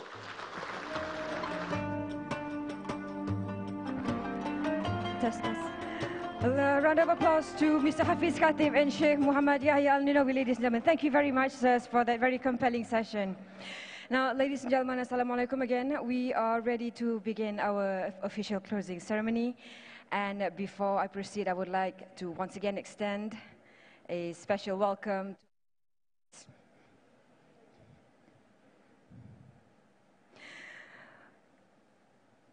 Honorable Deputy Prime Minister of Malaysia, Yang Amat Berhormat Datuk Sri Diraja Dr. Ahmad Zaid Hamidi, Yang Amat Berhormat Datuk Sri Diraja Dr. Zamri Abdul Kadir, the Menteri Besar of Perak Darul Rizwan, the Vice Chancellor of University Sultan Azlan Shah, also the Conference Chair, Yang Berbahagia Tan Sri Professor Dr. Nordin Kardi, State Secretary Yang Berhormat Datuk Sri Abdul Puat Mat Nayan, State Financial Officer Yang Berhormat Datuk Haji Muhammad Ghazali bin Jalal, State Legal Advisor Yang Berhormat Datuk Rohana Abdul Malik. Also a special welcome to the State Executive Council members, senior federal and state government officers, moderators and guest speakers, members of the media, ladies and gentlemen. On behalf of our hosts, it is with great honor for me to welcome all of you to the official closing ceremony of the 4th World Conference on Islamic Thought and Civilization, WCIT 2017. It's been an amazing 2 days. Compelling sessions. We've witnessed a smooth sailing launch yesterday, alhamdulillah, and we've had a series of riveting sessions with renowned speakers. Let's give our moderators and speakers a round of applause, ladies and gentlemen. And it is indeed a privilege to have the support of our Honorable Deputy Prime Minister. Thank you so much, sir, for joining us. We know your schedule is super busy. So this support means a lot to everyone. And it has been a special journey for WCID 2017. All thanks to a very good team. I've been here for the past 2 days and I've seen how everyone works so hard under the guidance of a relentless leader who has been actively involved since pre-planning up till now. In fact, last night, he hosted an official dinner and a forum at his official residence. So please join me in welcoming him on stage, the Menteri Besar of Perak, Yang Amat Berhormat Datuk Sri Diraja Dr. Zamri Abdul Kadir, for his speech.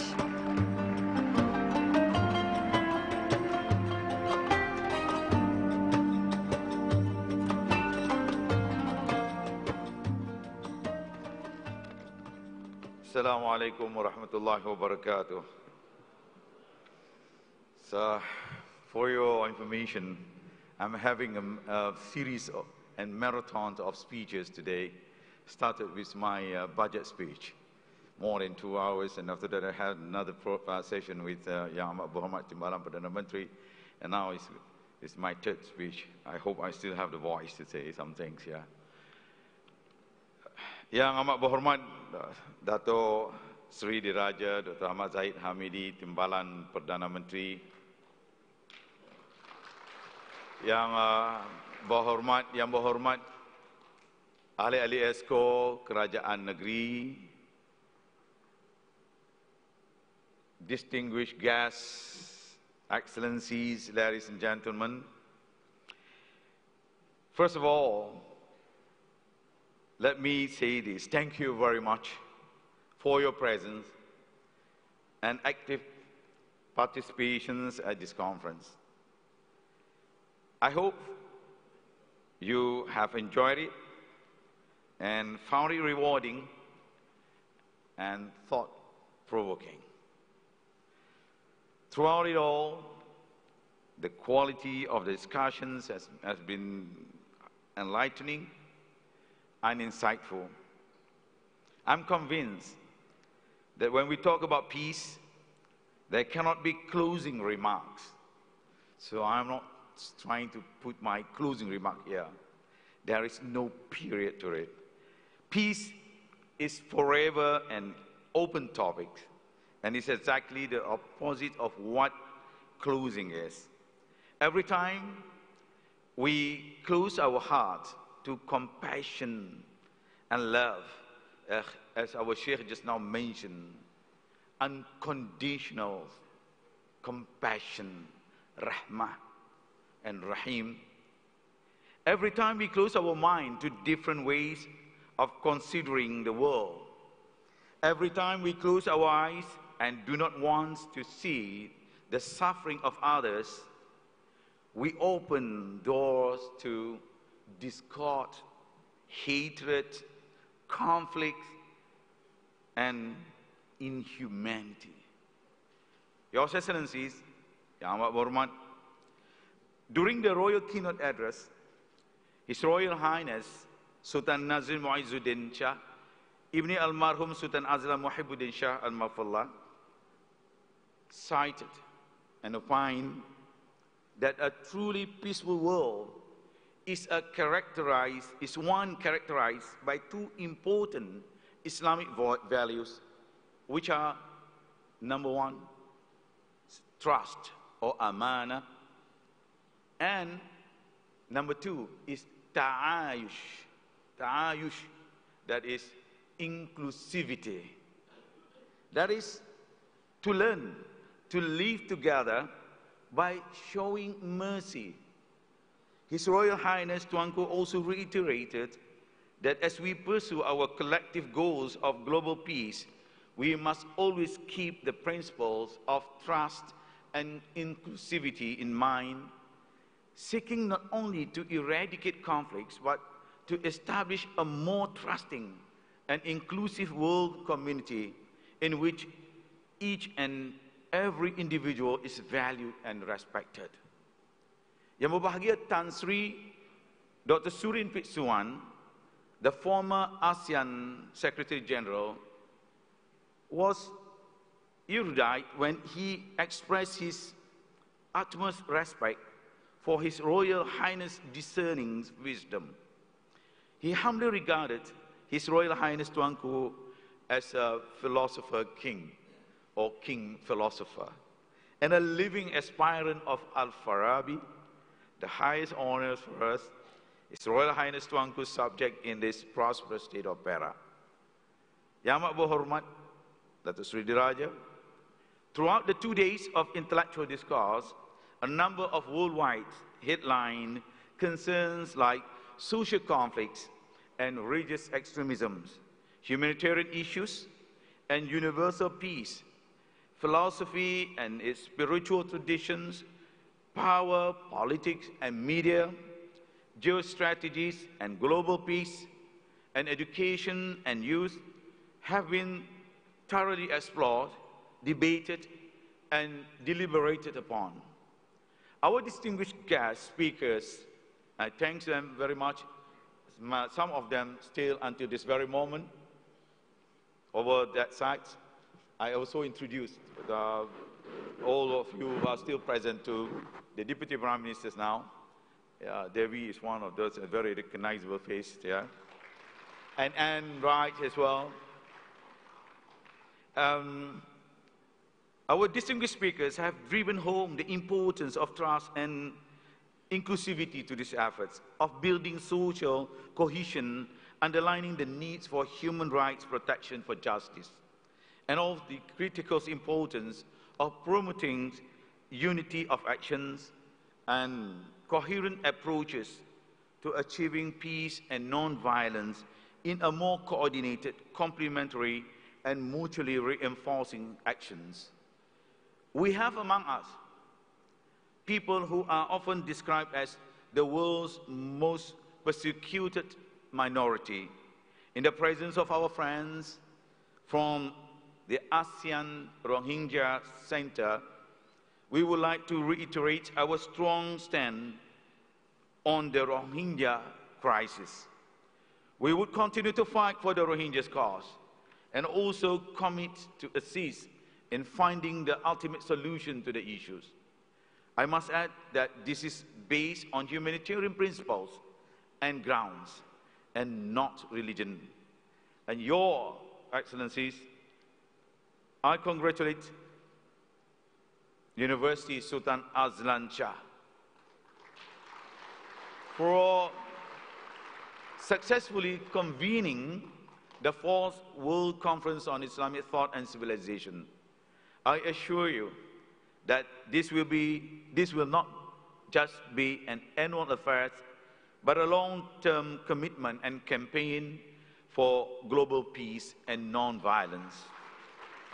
With that in mind, Yang Amat Berhormat Datuk Seri, as I also whispered to you just now in the car, I hope your good self will announce some things memorable to us in this very special event. That is, I'm pleased to announce the Perak State government has approved the setting up of ASEAN Center for Islam, Peace and Non-Violence at the University Sultan Azlan Shah, Kuala Kangsar, for the first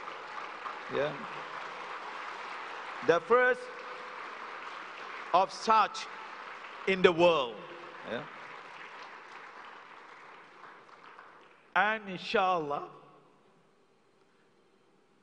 with a good blessing, the barakah that our Deputy Prime Minister brings along today, we will hear some things and very pleasing to our ears.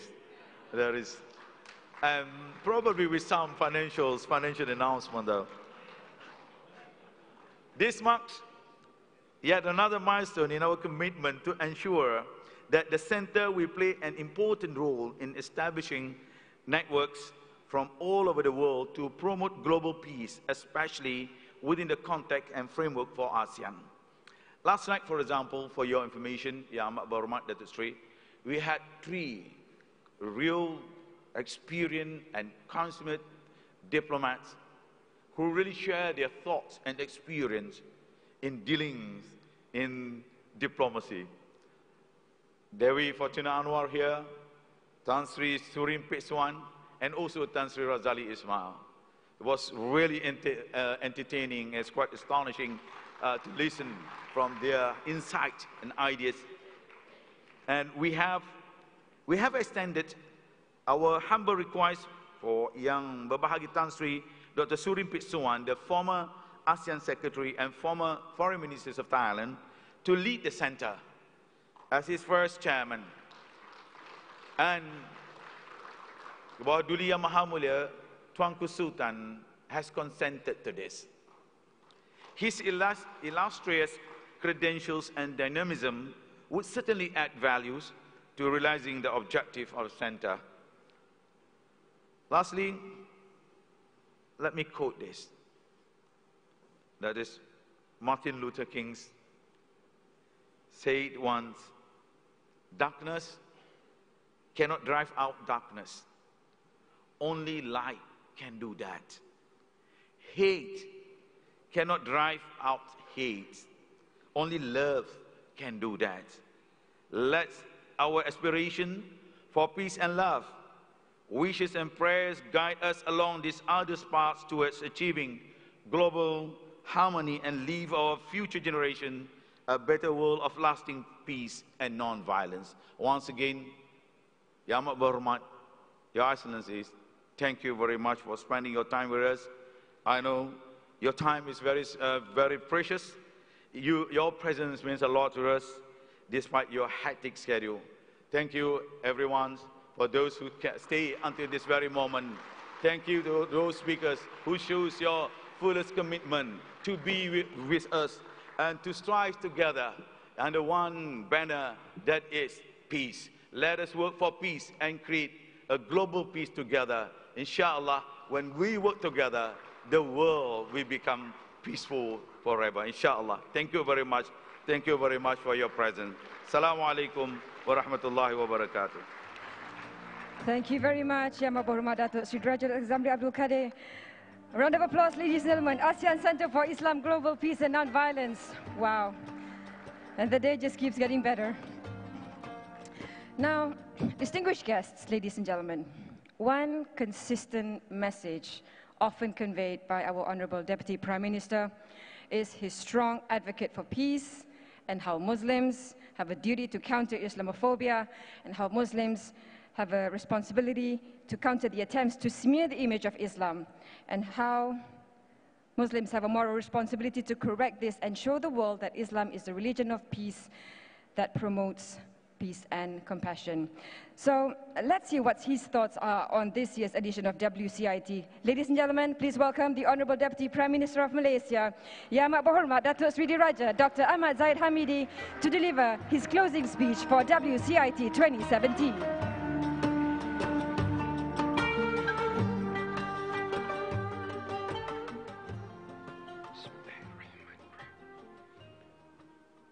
السلام عليكم ورحمة الله وبركاته.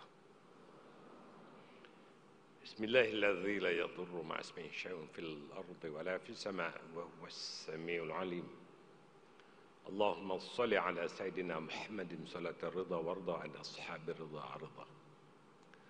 اللهم صل صلاة كاملة وسلم سلاما تاما على سيدنا محمد الذي تنحل بالقار وتفرج بالقراب وتطل بهوائج وتنال برغائب حسن الخواتم ويستسقى الغمام بوجهه الكريم وعلى آله وصحبه في كل لمحة ونفس بعدد كل معلوم لك. The Right Honorable Datuk Sri Raja Dr. Zamri Abdul Qadir, the Chief Minister of Perak. Big hand to you.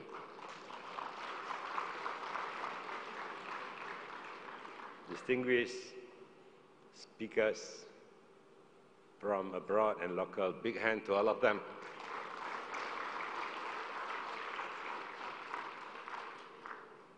Excellencies, ladies and gentlemen, in the name of Allah, all praises and thanks to be Allah subhanahu wa ta'ala, the most beneficial and most merciful.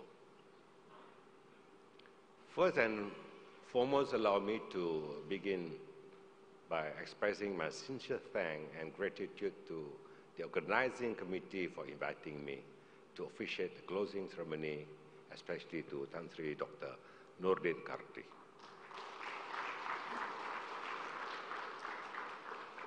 This is our fourth World Conference on Islamic Thought and Civilization. I would like also to congratulate, of course, Sultan Azlan Shah University, as well as the State of Perak, none other than the Chief Minister, the Menteri Besar, Yang Amat Berhormat Datuk Sri Raja Dr. Zamri, for continuously translating his commitment on intellectual discourse, especially on global peace. He did mention about, or indirectly forcing me to announce something which is beneficial for ASEAN Center for Islam, Global Peace and Nonviolence. I would like to announce that the federal government agreed to allocate 3 million rupiah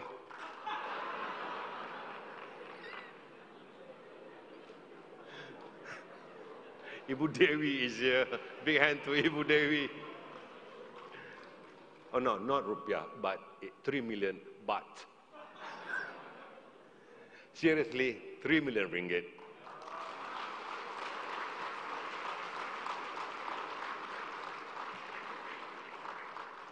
To carry out the Global Peace and Non-Violent Seminar and activities.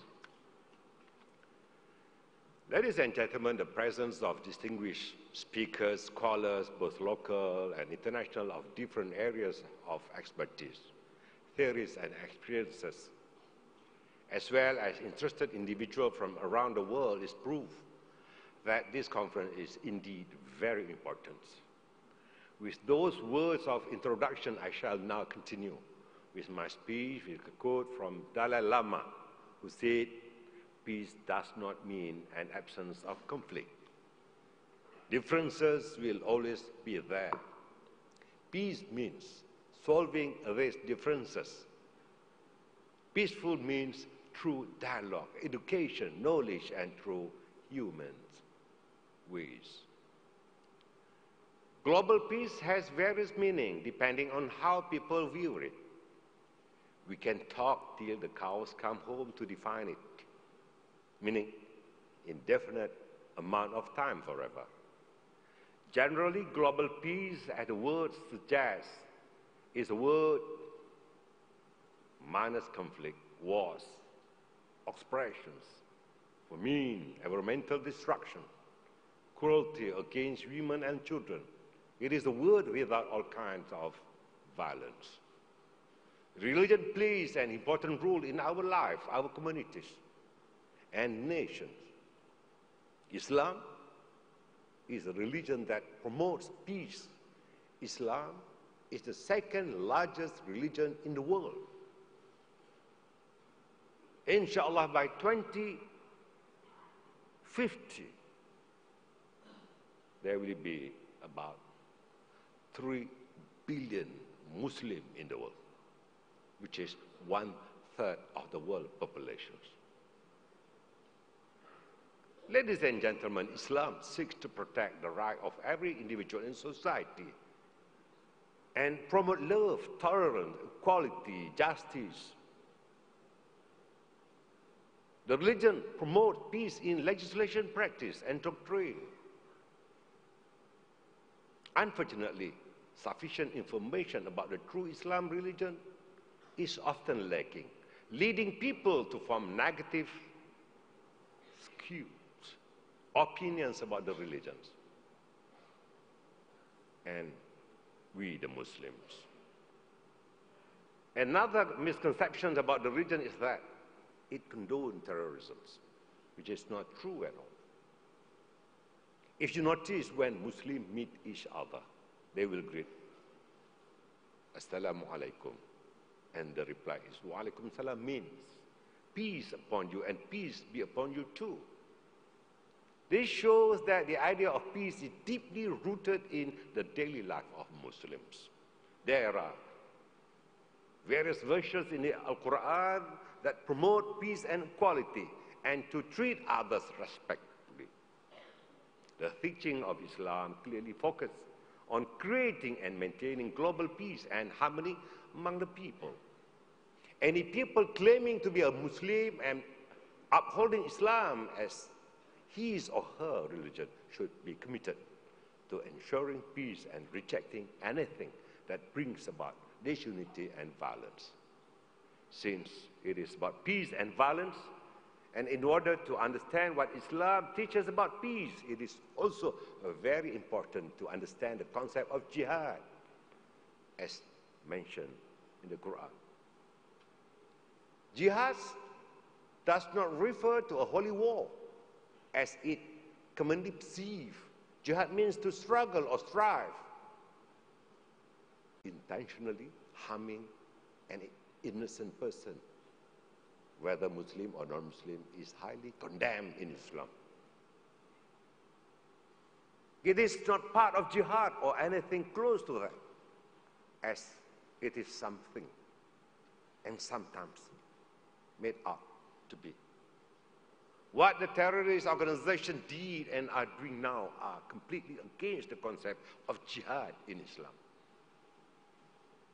The government has taken various measures to curb terrorism, one of which is denying them the fund and financial assistance from anyone.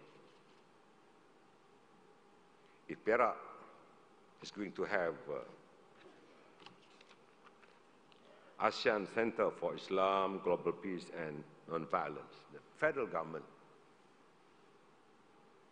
has collaborated with the government of Saudi by setting up King Salman Center for International Peace in Putrajaya. And my ministry, Ministry of Home Affairs, has set up CMC, Center for Mediating Center, or Counter Messaging Center. So it's okay. We have 3, King Salman, of course ASEAN, and we have started the Counter Messaging Center. What are the center for? It is to aim at deflecting the influence of extremism and terrorist activities, as well as promoting universal peace. Besides the military aspect, the center, of course, will also focus on academic element with the main role to combat terrorist threat and, of course, to condone the spread of extremist and terrorist propaganda and ideologies. Ladies and gentlemen, global peace is not merely the state of non-violence or absence of wars. It is also about food for all, education, jobs, houses, so on and so forth. It is an ideal state of happiness, freedom, and peace within and among all people and nations. Globalization means the world becoming more connected. Hence, the reason for more communication and cooperation internationally. When nations work together, we create a connection and reliance among each other. This fosters mutual interest, where the survival and the success of one nation benefit others. With cooperation internationally through economies, treaties, or cultural exchange, interdependent peace between nations. This resulted in war and conflict between nations undesirable. War becomes less beneficial and more costly. The moderator just now, he put on his contractor helmet to show that from Cape Town, he is building a bridge to Nusantara. I agreed with Sheikh Nawawi just now that we should work together as brothers and sisters with rahmah.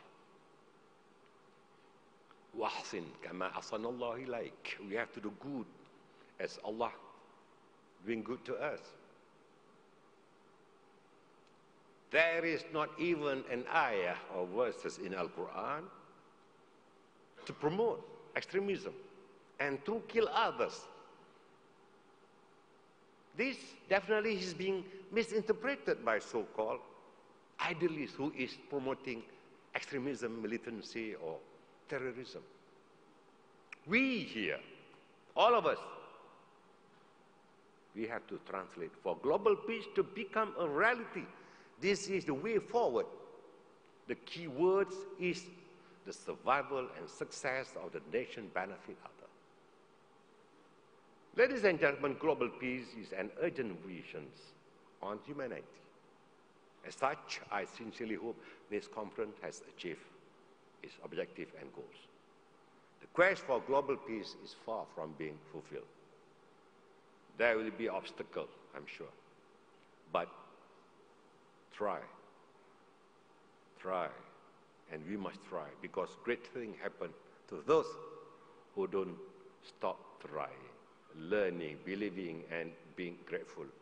فَإِذَا عَزَمْتَ فَتَوَكَّلْ عَلَى اللَّهِ. With those words, ladies and gentlemen, it is now my pleasure, with barakah, with the word verses, فَسَبِّحْ بِحَمْدِ رَبِّكَ وَاسْتَغْفِرُ إِنَّهُ كَانَ تَوَّابًا. I officially declare the World Conference on Islamic Thought and Civilization 2017 closed. I thank you. Assalamu alaikum wa rahmatullahi wa barakatuh. Thank you very much, Yang Amat Berhormat, Honorable Deputy Prime Minister of Malaysia, Datuk Sri Dr. Dr. Ahmad Zahid Hamidi. Ladies and gentlemen, once again, please give the team a round of applause. And of course, congratulations to Yang Amat Berhormat Datuk Sri Dr. Zamri Abdul Kadir. And with that, we conclude WCIT 2017. And thank you so much to everyone for being a part of this year's conference. Again, thank you to the support by our Deputy Prime Minister of Malaysia. Thank you so much, sir, for the 3 million ringgit for the ASEAN Center of Nonviolence and Global Peace. And of course, a special thanks to our moderators and speakers, and big congratulations to the team for yet another successful conference.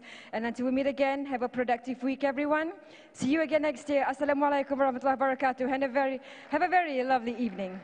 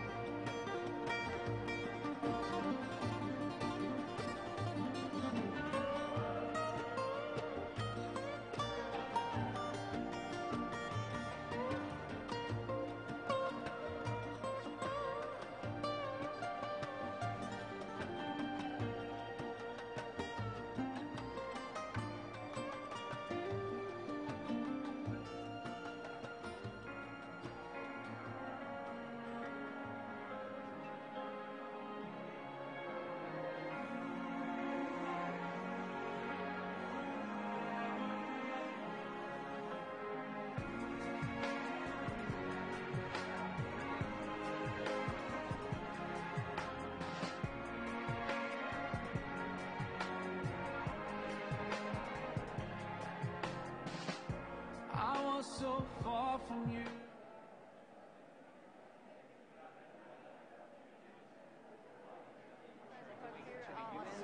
And Russia blasted the Obama administration after President Obama announced his plan to expand airstrikes against ISIS targets inside Syria. So how will Putin's relationship with Syria impact the fight against ISIS? Joining us, Russian Ambassador.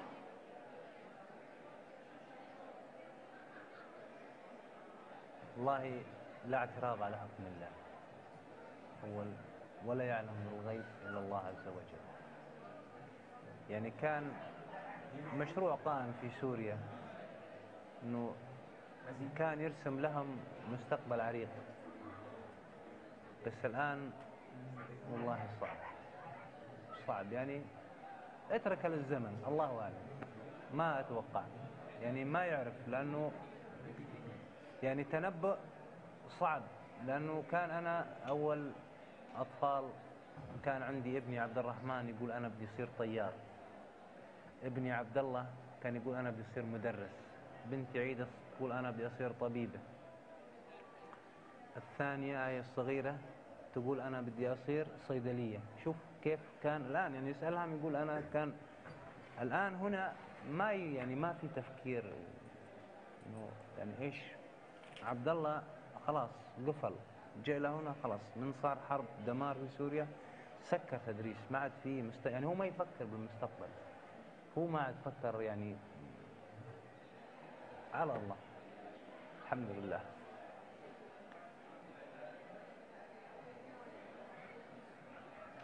الحمد لله.